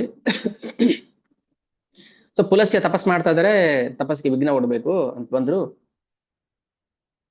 ಆಗ ಪುಲಸ್ತ್ಯರು ಏನ್ ಮಾಡ್ತಾರೆ, ಕೋಪದಲ್ಲಿ ಒಂದು ಶಾಪ ಹಾಕ್ಬಿಡ್ತಾರೆ. ಏನ್ ಶಾಪ ಅಂದ್ರೆ, ಯಾಮೇ ದೃಷ್ಟಿಪಥಂ ಗಚ್ಚೇತ್ಸ ಗರ್ಭಂ ಧಾರಯಿಷ್ಯತಿ. ನಾನು ತಪಸ್ ಮಾಡ್ಬೇಕಾದ್ರೆ ಯಾರಾದ್ರೂ ವಿಘ್ನ ಒಡ್ಡಿದ್ರೆ, ನಾನು ಯಾರನ್ನ ನೋಡ್ತೀನೋ ಅವ್ರು ಗರ್ಭವತಿ ಆಗಲಿ ಅಂತ ತಪಸ್ ಕೊಟ್ಬಿಟ್ರು. ಕನ್ಯೆ ಇರೋರು, ಮದುವೆ ಇಲ್ಲ ಅವ್ರಿಗಿನ್ನ, ಯಾರಿಗೆ? ಗಂಧರ್ವ ಸ್ತ್ರೀಯರಿಗೆ. ಕೋಪದಲ್ಲಿ ಏನ್ ಮಾಡಿದ್ರು, ನಾನ್ ಕಣ್ಣು ಬಿಟ್ಟು ನೋಡಿದ ತಕ್ಷಣ ನನ್ನ ದೃಷ್ಟಿಗೆ ಯಾರು ಬೀಳ್ತಾರೋ ಅವರು ಗರ್ಭವತಿ ಆಗ್ಲಿ ಅಂತ ಶಾಪ ಕೊಟ್ರು. ಶಾಪ ಕೇಳಿಸ್ಕೊಂಡು ಎಲ್ಲ ಓಡೋಗ್ಬಿಟ್ರು. ಬನ್ರಿ ಓಡೋಗ್ಬಿಡೋಣ ಅಂತ. ಒಬ್ಳಿಗೆ ಮಾತ್ರ ಕೇಳಿಸಿಲ್ಲ ಅದು. ಯಾಕೆ ಕೇಳಿಸಿಲ್ಲ? ಅದು ಭಗವಂತನ ಲೀಲೆ. ಅದು ಯಾಕೆ ಅಂತ ಪ್ರಶ್ನೆ ಮಾಡಿದ್ರೆ ಈಗ ಪ್ರಶ್ನೆ ಬರ್ಬೋದು, ಪ್ರಭುಜಿ ಒಂದ್ ಪ್ರಶ್ನೆ ಇದೆ, ಯಾಕೆ ಆ ತೃಣಬಿಂದು ಮಾತ್ರ ಕೇಳಿಸಿಲ್ಲ? ಇದು ಒಳ್ಳೆ ಕತೆ, ನಾನು ಏನ್ ಹೇಳಿ ಅದಕ್ಕೆ? ಭಗವಂತನ ಲೀಲೆ ಅಪ್ಪ ಅದು. ಅವಳಿಗೆ ಮಾತ್ರ ಯಾಕೆ ಕೇಳಿಸಿಲ್ಲ? ಹೌದು, ಅವಳಿಂದನೇ ಮುಂದೆ ವಂಶ ಬೆಳಿಬೇಕಾಗಿತ್ತು, ಅದಕ್ಕೆ ಕೇಳಿಸಿಲ್ಲ. ಯಾವುದು ಆಕಸ್ಮಿಕ ಅಲ್ಲ, ಒಂದು ನೆನಪಲ್ಲಿ ಇಟ್ಕೊಳ್ಳಿ, ಯಾವುದು ಆಕಸ್ಮಿಕ ಅಲ್ಲ ಅಥವಾ ಏನೋ ಗೊತ್ತಿಲ್ಲದೆ ಆಗಿದ್ದಲ್ಲ. ಪ್ರತಿಯೊಂದು ಕೂಡ ಪ್ರೀ ಡಿಸ್ಟೈನ್ಡ್, ಎಲ್ಲನೂ ಕೂಡ ಮುಂಚೆನೆ ನಿರ್ಧಾರ ಆಗ್ಬಿಟ್ಟಿರುತ್ತೆ. ಸೊ ಏನಾಯ್ತು, ಒಬ್ಳು ಮಾತ್ರ ಕನ್ಯೆ ಕೇಳಿಸ್ಕೊಳ್ಳಿಲ್ಲ. ಪುಲಸ್ತ್ಯ ಋಷಿ ಎದುರುಗಡೆ ನೃತ್ಯ ಮಾಡ್ತಾ ಇದ್ದು, ಪುಲಸ್ತ್ಯ ಕಣ್ಬಿಟ್ಟು ನೋಡಿದ್ರು, ಕನ್ಯೆ ಗರ್ಭವತಿ ಆದ್ರು. ಈಗ ಗರ್ಭವತಿ ಆದ್ಲಲ್ಲ, ಈಗ ಅಪ್ಪನ ಹತ್ರ ಹೋಗಿ ಹೀಗೆ ಹೇಳೋದು? ಸರಿ, ಹೋದ್ಲು ಅಪ್ಪನ ಹತ್ರ, ಹೇಳಿದ್ಲು, ಅಪ್ಪ ಈ ತರ ಆಗೋಯ್ತು, ಏನ್ ಮಾಡ್ಬೇಕು? ಪುಲಸ್ತ್ಯ ಮಹಾಬ್ರಾಹ್ಮಣ. ಅಪ್ಪ ಹೇಳ್ತಾನೆ, ಏನು ಮಾಡಕ್ಕಾಗಲ್ಲ, ಆ ಭರದ್ವಾಜರ ಮಗಳು ಅವಳು. ಸರಿ, ಹೋಗಿ ಪುಲಸ್ತಿನ ಹತ್ರ ಹೋಗಿ ಬೇಡ್ಕೊಳ್ತಾರೆ. ಸರಿ, ಯಾವಾಗ ಪುಲಸ್ತ್ಯರ ಮಗನಾಗಿ ವೃಷವಸು ಹುಡ್ತಾನೆ. ವೃಷವಸು ರಾವಣನ ಅಪ್ಪ. ಸೊ ಪುಲಸ್ತ್ಯನ ಶಾಪಕ್ಕೆ ತುತ್ತಾಗಿ ಆ ತೃಣಬಿಂದುವಿನ ಪುತ್ರಿ ವೃಷವಸುಗೆ ಜನ್ಮವನ್ನ ಕೊಡ್ತಾಳೆ. ಅಂದ್ರೆ ಮದುವೆ ಮುಂಚೆನೆ ಹುಟ್ಟಿದವಳು ಅಂತ ಅರ್ಥ. ಆಮೇಲೆ ಮದುವೆ ಆಗಿದ್ದು ಮಗು ಫಸ್ಟ್, ಆಮೇಲೆ ಮದುವೆ. ಇದೆಲ್ಲ ಭಗವಂತನ ಅನುಗ್ರಹ. ಆಮೇಲೆ ಆ ವಿಶ್ವವಸು ತುಂಬಾ ಒಳ್ಳೆ ಹುಡುಗ, ಬ್ರಾಹ್ಮಣ, ಯಾರು ಪುಲಸ್ತ್ಯನ ಮಗ. ಅವಾಗ ಏನ್ ಮಾಡಿದ್ರು, ಭರದ್ವಾಜರು ಒಳ್ಳೆ ಹುಡುಗ ಅಲ್ವಾ ಅಂತ ಹೇಳ್ಬಿಟ್ಟು ತಮ್ಮ ಮಗಳನ್ನ ಕೊಟ್ಟು ಮದುವೆ ಮಾಡ್ತಾರೆ. ಅವನ ಮಗನೇ ಕುಬೇರ. ನೋಡಿ, ಭರದ್ವಾಜ ಅಂತ ವಾಲ್ಮೀಕಿ ಋಷಿಗಳ ಶಿಷ್ಯ, ಭರದ್ವಾಜರ ಮಗಳು, ಅವರು ಕುಬೇರನ ಅಮ್ಮ. ಇನ್ನೊಬ್ಳು ಪತ್ನಿ ಇರ್ತಾಳೆ ವಿಶ್ವವಸುನಿಗೆ, ರಾಕ್ಷಸಿ ಕೈಕಸಿ, ಅವಳಿಗೆ ಹುಟ್ಟಿದ ಮಕ್ಕಳೇ ಈ 3 ಜನ. ಸೊ ಇದಾಯ್ತು. ಆಮೇಲೆ ಆಗ ವಿಶ್ವವಸು ಆ ದೊಡ್ಡವನಾದ. ಅವನಿಗೋಸ್ಕರ ಒಂದು ಲಂಕೆಯನ್ನ ನಿರ್ಮಾಣ ಮಾಡ್ಕೊಳ್ತಾರೆ. ವಿಶ್ವಕರ್ಮನಿಗೆ ಹೇಳಿ, ದೇವತೆಗಳಲ್ಲಿ ಹೇಳಿ, ವಿಶ್ವವಸು ಅವನಿಗೋಸ್ಕರ ಒಂದು ಕುಬೇರನಿಗೋಸ್ಕರ ಒಂದು ರಾಜ್ಯವನ್ನ ಕಟ್ತಾನೆ. ಅದು ಎಲ್ಲಿದೆ ಅಂದ್ರೆ ಸಮುದ್ರದ ಮಧ್ಯದಲ್ಲಿ ಮಾಡಿರ್ತಾನೆ, ತುಂಬಾ ಸುಂದರವಾಗಿ ಮಾಡಿರ್ತಾನೆ. ಆಗ ಕುಬೇರ ಅವರ ತಂದೆ ಆಜ್ಞೆ ಮೇಲೆ ಆ ಲಂಕೆಗೆ ಪ್ರವೇಶ ಮಾಡಿದ್ದಾನೆ. ಅಂದ್ರೆ ಆ ಲಂಕೆ ಕುಬೇರನಿಗೋಸ್ಕರ ಮಾಡಿದ್ದು. ಇನ್ನು ರಾವಣ ಇಲ್ಲ ಅಲ್ಲಿ, ರಾವಣಗೋಸ್ಕರ ಮಾಡಿದ್ದಲ್ಲ ಅಲ್ಲಿ. ರಾವಣ ಇನ್ನು ಹುಟ್ಟಿಲ್ಲ. ರಾವಣ ಆಮೇಲೆ, ಫಸ್ಟ್ ಕುಬೇರ ಹುಟ್ಟಿದ್ದ ಆಮೇಲೆ. ಆಮೇಲೆ ಒಬ್ಬ ರಾಕ್ಷಸ ಇರ್ತಾನೆ, ಸುಮಾಲಿ. ಈ ಸುಮಾಲಿ ರಸಾತಲಕ್ಕೆ ಹೋಗಿರ್ತಾನೆ ಅಂತ ಹೇಳಿದ್ವಲ್ಲ, ಎಲ್ಲಾ ರಾಕ್ಷಸರನ್ನ ಕೊಂದು ಬಿಟ್ಟಿರ್ತಾನೆ ಭಗವಂತ. ಸುಮಾಲಿ ಮಾತ್ರ ರಸಾತಲದಲ್ಲಿ ಇರ್ತಾನೆ. ಅವನು ರಸಾತಲದಲ್ಲಿರುವಂತಹ ಜೀವಿಗಳನ್ನ, ಮನುಷ್ಯರನ್ನ, ಜನಗಳನ್ನ ಕೊಂದು ತಿಂದು ಎಂಜಾಯ್ ಮಾಡ್ತಾ ಇರ್ತಾನೆ. ಈ ಸುಮಾಲಿ ಏನ್ ಮಾಡ್ದ, ಒಂದಿನ ಕುಬೇರ ಈ ಲಂಕೆಯಲ್ಲಿ ತುಂಬಾ ಹೈಫೈ ಲೈಫ್ ಜೀವನ ಮಾಡ್ತಿರ್ತಾನೆ, ಪುಷ್ಪಕ ಮಂದಿರೆಲ್ಲ ಓಡಾಡ್ತಾ ಇರ್ತಾನೆ.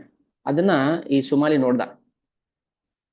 ಸುಮಾಲಿ ಕೈಕಸಿ ಅಪ್ಪ. ಕೈಕಸಿ ಯಾರು? ರಾವಣನ ಇನ್ನೊಬ್ಬ ಪತ್ನಿ. ಕೈಕಸಿಗೆ ಹೇಳ್ತಾನೆ, ಮಗು, ನೀನು ತುಂಬಾ ಅಪ್ರತಿಮ ಸುಂದರಿ, ರಾಕ್ಷಸಿನೇ ಸುಂದರಿ. ನೀನು ಏನ್ ಮಾಡು ಅಂದ್ರೆ, ಆ ಕುಬೇರನ ಹತ್ರ ಹೋಗಿ ನಿನ್ನ ಪ್ರೇಮ ಭಿಕ್ಷೆಯನ್ನು ಕೇಳು.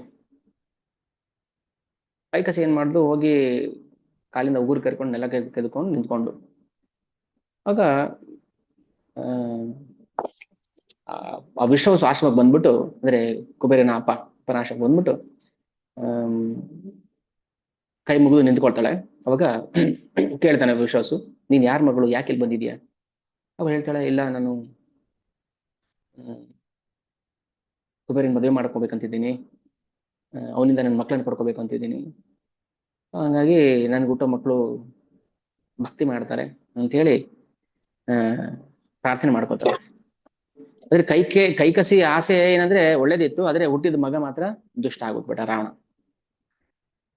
ಆಮೇಲೆ ಇದೆಲ್ಲ ವಿಧಿ ಸಂಕಲ್ಪ. ಒಳ್ಳೆ ಅಪ್ಪ ಅಮ್ಮ, ಅದ್ರ ಮಕ್ಳು ಮಾತ್ರ ಕೆಟ್ಟವ್ರು ಇರ್ತಾರೆ. ಇಲ್ಲ, ಅಪ್ಪ ಅಮ್ಮ ಕೆಟ್ಟವ್ರು ಇರ್ತಾರೆ, ಮಕ್ಕಳು ಭಕ್ತರಾಗ್ಬಿಟ್ಟಿರ್ತಾರೆ. ಅದಾದ್ಮೇಲೆ ಒಂದಿನ ಕುಬೇರ ಪುಷ್ಪಕಮಂದಲ್ಲಿ ಬಂದು ಓಡಾಡ್ತಾ ಇರ್ಬೇಕಾದ್ರೆ ಅಲ್ಲಿ ಕೈಕಸಿ ರಾವಣನ ಹತ್ರ ಹೋಗಿ ನಿಂತಿರ್ತಾಳೆ. ಅಂದ್ರೆ ಫಸ್ಟ್ ಇವಳು ಕೇಳಿದ್ದು ವಿಶ್ವವಸುನ, ನನ್ ಮದುವೆ ಮಾಡಿಕೊಡಿ, ನನಗೆ ನಿಮ್ಮ ಮಕ್ಕಳನ್ನ ಅಂತ. ಕುಬೇರನ್ಗಾಗ್ಲಿ ಮದುವೆ ಆಗಿತ್ತು, ಅದಕ್ಕೆ ರಾವಣನ್ ಕೊಟ್ಟು ಮದುವೆ ಮಾಡ್ತೀನಿ ಅಂತ ರಾವಣನ್ಗೆ ಮದುವೆ ಮಾಡ್ತಾನೆ ವಿಶ್ವವಸು ಕೈಕಸಿಯನ್ನ. ಇವಳು ಸುಮಾಲಿ ಮಗಳು, ರಾಕ್ಷಸನ ಮಗಳು. ಎಲ್ಲ ಮದುವೆ ಎಲ್ಲ ಆದ್ಮೇಲೆ ರಾವಣನ ಜೊತೆ ಮದುವೆ ಆಯ್ತು. ರಾವಣ ಏನ್ ಮಾಡ್ತಾನೆ, ತಪಸ್ ಮಾಡಕ್ಕೋಸ್ಕರ 10 ವರ್ಷ ಸಹಸ್ರಾಣಿ, ವಿಭೀಷಣ, ಕುಂಭಕರ್ಣ ಮತ್ತೆ ರಾವಣ. ರಾವಣ ಏನ್ ಮಾಡ್ತಾನೆ, 1000 ವರ್ಷ ಊಟ ಮಾಡದೆ ನಿರಾಹಾರನಾಗಿದ್ದು ಒಂದೊಂದು 1000 ವರ್ಷಕ್ಕೂ ಎಷ್ಟು 1000 ವರ್ಷ ತಪಸ್ಸು. ರಾವಣ 1000 ವರ್ಷ, ಕುಂಭಕರ್ಣ 10,000 ವರ್ಷ, ವಿಭೀಷಣ 5,000 ವರ್ಷ ತಪಸ್ ಮಾಡ್ತಾರೆ. ಒಂದು ಕಾಲ ನಿಂತು ತಪಸ್ ಮಾಡ್ತಾರೆ. ಕೊನೆಯ 10,000 ವರ್ಷಗಳು ಏನ್ ಮಾಡ್ತಾರೆ, ಒಂದೊಂದು ತಲೆಯನ್ನ ಕಡ್ದು ಆ ಯಜ್ಞದ ಹೋಮಕುಂಡಕ್ಕೆ ಹಾಕ್ತಿರ್ತಾನೆ. ಬ್ರಹ್ಮದೇವರನ್ನ ಕುರಿತು ಪ್ರಾರ್ಥನೆ ಮಾಡ್ತಾ ಇದ್ದೀನಿ, ನೀನ್ ಬಂದಿಲ್ಲ ಅಂದ್ರೆ ನನ್ನ ತಲೆಯನ್ನ ಕಡ್ದು ಅಗ್ನಿಗೆ ಹಾಕ್ತೀನಿ ಅಂತ. ಅದಾದ್ಮೇಲೆ ಬ್ರಹ್ಮದೇವರು ಪ್ರತ್ಯಕ್ಷ ಆಗ್ಬಿಟ್ರು. ಪ್ರತ್ಯಕ್ಷ ಆದ್ಮೇಲೆ ಏನ್ ಬೇಕು ವರ ಕೇಳ್ಕೊ ಅಂತ. ವರಂ ವರಯ ದಾಸ್ಯಾಮಿ ಯತ್ತೆ ಮನಸಿ ಕಾಂಕ್ಷಿತಂ ದಶಗ್ರೀವೋಪಿ ತಚ್ಯುತ್ವ ಹೃಷ್ಟೇನಾಂತರಾತ್ಮನ. ಏನ್ ಕೇಳ್ತಾನೆ, ಅಮರತ್ವಂ ಋಣೋಮೀಶಂ ವರದೋ ಯದಿ ಮೇ ಭವಾನ್. ಯಾರಿಂದ ಸಾವು ಬರಬಾರ್ದು, ಸುಪರ್ಣ ನಾಗ ಯಕ್ಷಾಣಂ ದೇವತಾನಂ ತಥಾಸುರೈ ಅವದ್ಯತುಂ ತುಮೇ ದೇಹಿ ತೃಣಭೂತ ಹಿ ಮಾನುಷ. ಆದ್ರೆ ಮನುಷ್ಯರನ್ನ ಅವನು ಲೆಕ್ಕಕ್ಕೆ ಇಟ್ಕೊಳ್ಳಿಲ್ಲ, ತೃಣಭೂತ ಹಿ ಮನುಷ್ಯ. ಆಗ ಬ್ರಹ್ಮದೇವರು ಭಗವಂತನ ಇಚ್ಛೆಯಂತೆ ಅವನಿಗೆ ಆ ವರವನ್ನು ಅನುಗ್ರಹ ಮಾಡ್ತಾರೆ. ವಿಭೀಷಣ ಹೇಳ್ತಾರೆ, ಏನ್ ಬೇಕಪ್ಪ ನಿನಗೆ ಅಂತ. ವಿಭೀಷಣ ಹೇಳ್ತಾನೆ, ವಿಭೀಷಣ ತ್ವಯಾ ವತ್ಸ ಕೃತಂ ಧರ್ಮಾರ್ಥಮುತ್ತಮಂ ತಪಸ್ತಥೋ ವರಂ ವತ್ಸ ವೃಣೀಶ್ವ ಅಭಿಮತಂ ಹಿತಂ. ಕೈ ಮುಗಿದು ಕೇಳ್ತಾರೆ, ಅಪ್ಪ ಬ್ರಹ್ಮದೇವರೇ, ನನಗೆ ಮಾ ರೋಚಯತ್ವ ಅಧರ್ಮಂ ಮೇ ಬುದ್ಧಿ ಸರ್ವತ್ರ ಸರ್ವದಾ. ಬ್ರಹ್ಮದೇವರು ವಿಭೀಷಣಿಗೆ ಏನ್ ವರ ಕೊಡ್ತಾರೆ, ಏನ್ ಕೇಳ್ತಾನೆ ಅವನು, ಮಾ ರೋಚಯತ್ವ ಅಧರ್ಮಂ, ನನ್ನ ಮನಸ್ಸು ಯಾವತ್ತೂ ಕೂಡ ಅಧರ್ಮಕ್ಕೆ ಹೋಗದೆ ಇರಲಿ. ಮೇ ಬುದ್ಧಿ ಸರ್ವತ್ರ ಸರ್ವದಾ. ಇದು ನಾವು ದೇವತೆಗಳ ಹತ್ರ ಕೇಳುವಂತ ವರ. ಇದಷ್ಟೇ ಕೇಳಬೇಕು, ಇನ್ನೇನೇ ಕೇಳಿದ್ರು ನಾವು ಅದರಿಂದ ನಾಶ ಹೊಂದುತ್ತೀವಿ. ಕುಂಭಕರ್ಣ, ವಿಭೀಷಣ, ಸಾರಿ ರಾವಣ, ಹಿರಣ್ಯಕಶಿಪು ಕೇಳದಂಗೆ ನಾವು ಕೇಳಕ್ ಆಗೋದಿಲ್ಲ. ಕೇಳಿದ್ರು ಕೂಡ ಒಂದ್ ವೇಳೆ ಅದರಿಂದ ನಾವು ನಾಶ ಆಗ್ತೀವಿ. ವಿಭೀಷಣ ಧರ್ಮ ಬುದ್ಧಿ ಇತ್ತು ಅವನಿಗೆ. ತಥಾ ಪ್ರಜಾಪತಿ ಪ್ರೀತೋ ವಿಭೀಷಣ ಮತ ಬ್ರವೀತ್. ಆಮೇಲೆ ಏನಪ್ಪಾ ನಿನ್ಗೇನ್ ಬೇಕು ವರ ಅಂತ ಕೇಳ್ತಾರೆ ಕುಂಭಕರ್ಣನಿಗೆ. ಅಯಾಚಿತೋಪಿತೆ ದಾಸೆ ಹಿ ಅಮರತ್ವಂ ವಿಭೀಷಣ ಕುಂಭಕರ್ಣ ಮಥೋವಾಚ ವರಂ ವರಯ ಸೂರತ. ಸರಿ, ಇವನೇನ್ ಮಾಡ್ದ ಕುಂಭಕರ್ಣ, ಇವನೇನ್ ಹೇಳೋ ಕಥೆಗಳೆಲ್ಲ ಹೇಳ್ತಾರಲ್ವಾ, ವಾಲ್ಮೀಕಿ ಏನ್ ಹೇಳ್ತಾರೆ ಕೇಳೋಣ. ವಾಣ್ಯ ವ್ಯಾಪ್ಯೋತತಂ ಪ್ರಾಹ ಕುಂಭಕರ್ಣ ಪಿತಾಮಹಂ. ತಾತನಿಗೆ ಹೇಳ್ತಾರೆ ಬ್ರಹ್ಮದೇವರಿಗೆ, ಸ್ವಪ್ಸ್ಯಾಮಿ ದೇವ ಷಣ್ಮಾಸಾನ್ ದಿನಮೇಕಂ ತು ಭೋಜನಂ. ಇವನ್ ಎಂತವರ ಕೇಳ್ತಾನೆ, ಓ ಬ್ರಹ್ಮದೇವರೇ, ನಾನು 6 ತಿಂಗಳು ಮಲಗಿರ್ಬೇಕು. ಷಣ್ಮಾಸಾನ್ ದಿನಂ ಏಕಂ ತು ಭೋಜನಂ. 6 ತಿಂಗಳು ಮಲಗಬೇಕು, ಒಂದಿನ ಎದ್ದೇಳಬೇಕು, ಊಟ ಮಾಡ್ಬೇಕು. ಮತ್ತೆ 6 ತಿಂಗಳು ಮಲ್ಕೋಬೇಕು, ಎದ್ದೇಳಬೇಕು, ಊಟ ಮಾಡ್ಬೇಕು, ಮಲ್ಕೋಬೇಕು. ಯಾಕೆ ಬಂತು ಅವನ ಬಾಯಿಂದ, ಯಾಕೆ ಬರ್ಸಿದ್ರು ಬಾಯಿಂದ. ಏವಂ ಅಸ್ತ್ವಿತಿ ತಂಪ್ರಾಹ ಬ್ರಹ್ಮ ದೃಷ್ಟ ದಿವೌಕಸಃ ಸರಸ್ವತಿ ಚ ತದ್ವಕ್ತ್ರ ನಿರ್ಗತ ಪ್ರಯಯೌ ದಿವಂ. ಸರಸ್ವತಿ ಅವನ ನಾಲಿಗೆಯಲ್ಲಿ ಕೂತು ನುಡಿಸಿದ್ದದು. ಯಾಕಂದ್ರೆ ಅವರು ನಿದ್ರೆ ಕೇಳೋ, ಊಟ ಕೇಳುವಂತಹ ಮೂರ್ಖರಾಗಿರಲಿಲ್ಲ ಅವರು. ಜಯ ವಿಜಯನ ಅಂಶ ಅವರು, ಹೌದಲ್ವಾ. ವೇದ ಪಾಂಡಿತ್ಯ ಇತ್ತು ಅವರಿಗೆ. ಪುಲಸ್ತ್ಯ ಬ್ರಾಹ್ಮಣನ ಮೊಮ್ಮಕ್ಕಳು, ವಿಶ್ವವಸುವಿನ ಮಕ್ಕಳು ಅವರು. ನಿದ್ದೆ ಬೇಕು ಅಂತ ಕೇಳ್ತಾರ. ಆದ್ರೆ ಎಂಥವರೇ ಆಗಿದ್ರು ಕೂಡ ಭಗವಂತನ ಕೃಪೆ ಇಲ್ಲ ಅಂದ್ರೆ, ಸರಸ್ವತಿ ಚ ತದ್ವಕ್ತ್ರ ಅಂದ್ರೆ ಮುಖ, ವಕ್ತ್ರ ಅಂದ್ರೆ ಬಾಯಿ, ತದ್ವಕ್ತ್ರ ನಿರ್ಗತ ಪ್ರಯೋ ದಿವಂ. ಇಷ್ಟಾದ್ಮೇಲೆ ಅವನಿಗೆ ಅರಿವಿದೆ. ಈಗ ಹೆಂಗೆ ಅಂದ್ರೆ ಅನಸ್ಯ ಕೊಟ್ಟು ಆಪರೇಷನ್ ಮಾಡ್ತಿರ್ತಾರಲ್ಲ, ಈಗ ಕಾಲು ಕೈ ಆಪರೇಷನ್ ಮಾಡ್ಬೇಕಾದ್ರೆ ಲೋಕಲ್ ಅನಸ್ಯ ಕೊಟ್ಟು ಮಾಡ್ತಿರ್ತಾರೆ. ನೋಡ್ತಿರ್ತಾನೆ ಅವನು ಆಪರೇಷನ್ ಮಾಡೋದನ್ನ, ಬಟ್ ಪೇನ್ ಆಗ್ತಿರಲ್ಲ.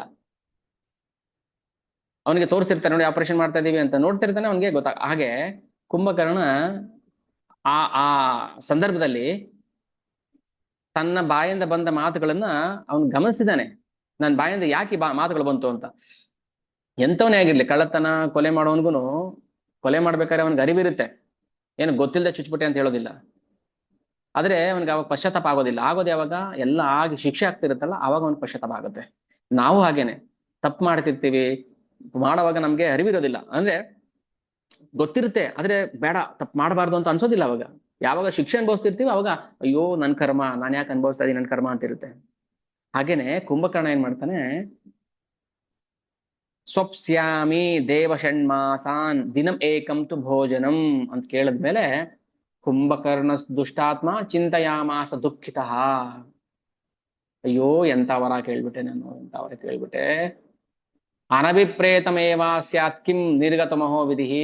ಅಯ್ಯೋ ನನಗೆ ಇಷ್ಟ ಇಲ್ಲದೆ ನನ್ನ ಬಾಯಿಂದ ಯಾಕೆ ಮಾತು ಬಂತು ಅಂತ ದುಃಖಿಸ್ತಿದ್ದಾನೆ. ಪಶ್ಚಾತ್ತಾಪ. ಅತ ಕೇನ ಪ್ರಯುಕ್ತೋಯಂ ಪಾಪಂ ಚರಿತ ಪುರುಷ. ನಾನು ಎಂತ ಪಾಪದ ಕೆಲಸ ಮಾಡ್ಬಿಟ್ಟೆ ನಾನು. ಅನಭಿಪ್ರೇತಮೇವಾ ಸ್ಯಾತ್, ನನಗೆ ಇಷ್ಟ ಇರ್ಲಿಲ್ಲ ಅದು, ಯಾಕೆ ಬಂತು, ನನ್ನ ಭಾಗ್ಯನ ದುರ್ಭಾಗ್ಯನ ಗೊತ್ತಿಲ್ಲ ಅಂತ ಯೋಚನೆ ಮಾಡ್ತಾ ಇದ್ದ. ಅದಾದ್ಮೇಲೆ ಈ ಸುಮಾಲಿಯ ಮಗಳು ಕೈಕಸಿ,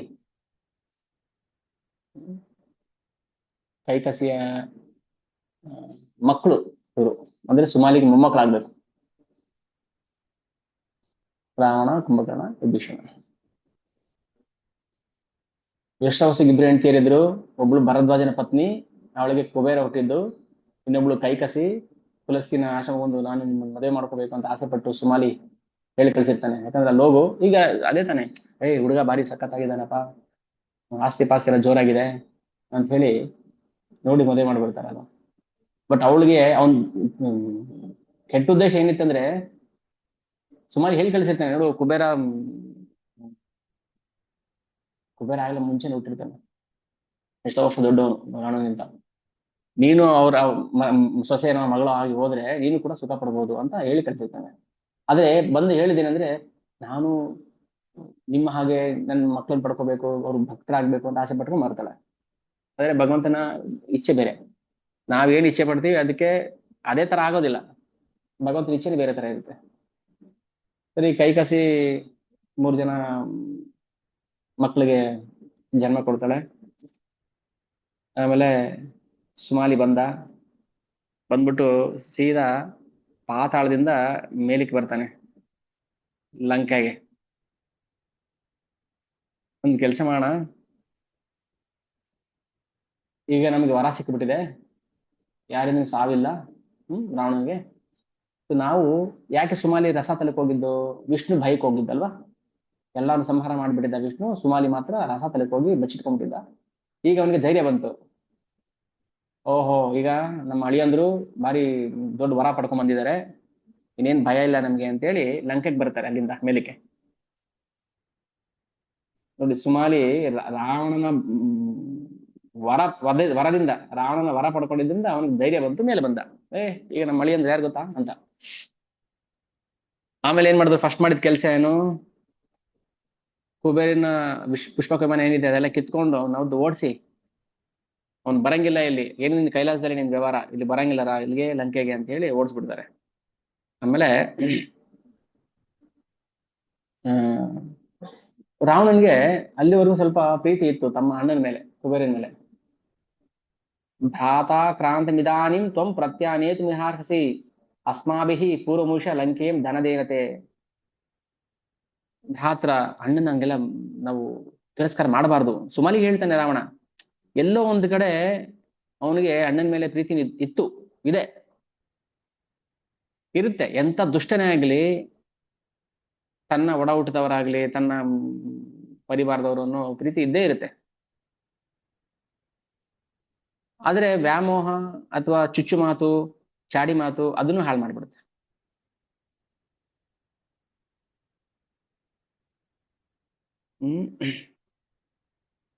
ಅವಾಗ ಅಲ್ಲಿದ್ದಾರಲ್ಲ ಏನ್ ಹೇಳ್ಕೊಡ್ತಾ ಗೊತ್ತಾ, ಶೃಣು ರಾವಣ ಯತ್ನೇನ ನೈವಂತಂ ವಕ್ತುಮರ್ಹಸಿ ನಾಧೀತ ರಾಜ ಧರ್ಮಾಸ್ತೆ ನೀತಿಶಾಸ್ತ್ರ ತಥೈವ ಚ ಶೂರಾಣಂ ನಹಿ ಸೌಭ್ರಾತೃಂ ಶೃಣು ಮೇ ವದತಾ ಪ್ರಭೋ. ಹೇ ರಾವಣ, ಪ್ರಹಸ ಹೇಳದು ರಾವಣನ ಇನ್ನೊಬ್ಬ ಸೋದರ ಹೇಳ್ತಾನೆ, ಅಣ್ಣ ದಯವಿಟ್ಟು ಸ್ವಲ್ಪ ಕೇಳು, ನೀನು ಈ ತರ ಮಾತಾಡಬಾರ್ದು. ಕುಬೇರಿನ ಪರವಾಗಿ ಮಾತಾಡಿದ್ದಕ್ಕೆ, ಅಣ್ಣನ ಬಗ್ಗೆ ಯಾಕತ್ತಲ್ಲ ಮಾತಾಡಬಾರ್ದು ಅಂದಿದ್ದಕ್ಕೆ ರಾವಣನಿಗೆ ಬುದ್ಧಿ ಹೇಳ್ತಾರೆ. ನಿನ್ ಬುದ್ಧಿ ಇಲ್ಲ ರಾವಣ, ನೀನು ಸಣ್ಣ ಹುಡುಗ, ನಿನಗಿನ್ನೂ ನೀತಿಶಾಸ್ತ್ರ ಅವೆಲ್ಲ ಗೊತ್ತಿಲ್ಲ. ರಾಜರಲ್ಲಿ ಸೋದರ ಸಂಬಂಧ ಇಟ್ಕೋಬಾರದು. ಇದು ಹೇಳ್ಕೊಡ್ತಾರೆ ಯಾರಾದ್ರು? ಹೊಸದಾಗಿ ಮದುವೆ ಆಯ್ತು, ಮಗಳನ್ನ ಗಂಡನ ಮನೆ ಕಳ್ಸಿದ್ರು, ಕೆಲವು ಚಾಡಿ ಮಾತು ಹೇಳ್ಕೊಡಕ್ಕೆ ಅಂತಾನೆ ಬಂದಿರ್ತಾರೆ ಅಲ್ಲಿಗೆ. ಚಾರು, ನಿನ್ ಗಂಡನ ಆ ಕಡೆ ಈ ಕಡೆ ಹೋಗಿ ಬಿಡ್ಬೇಡ, ಬಂದಿ ಸಂಬಳ ನಿನ್ ಕೈಲಿ ಕೊಡ್ಬೇಕು, ಒಂದೊಂದು ರೂಪಾಯಿನ ಖರ್ಚು ಮಾಡಿ ನಿನ್ ಕೇಳಿ ಖರ್ಚು ಮಾಡ್ಬೇಕು, ನಿನ್ ಕೈಲಿ ನೀನ್ ಹಿಡ್ಕೋಬೇಕು, ಇದೆಲ್ಲ ಕೆಲವರು ಹೇಳ್ಕೊಡ್ತಾರೆ ಇಲ್ವೋ? ಲೋಕನೀತಿ ನನ್ಗೆ ಗೊತ್ತಿಲ್ಲ, ಬಟ್ ರಾಮಾಯಣ ಬೇಸ್ ಮೇಲೆ ಹೇಳ್ತಾ ಇದೀನಿ ನಾನು, ಶಾಸ್ತ್ರದ ಆಧಾರ ಮೇಲೆ ಹೇಳ್ತಾ ಇದೀನಿ. ನಾವೇ ನೋಡ್ಬೇಕು ಅಂತೇನಿಲ್ಲ. ಇಲ್ಲಾಂದ್ರೆ ರಾವಣನ್ಗೆ ಯಾಕೆ ಹೇಳ್ಕೊಡ್ತಾ ಇದ್ರು?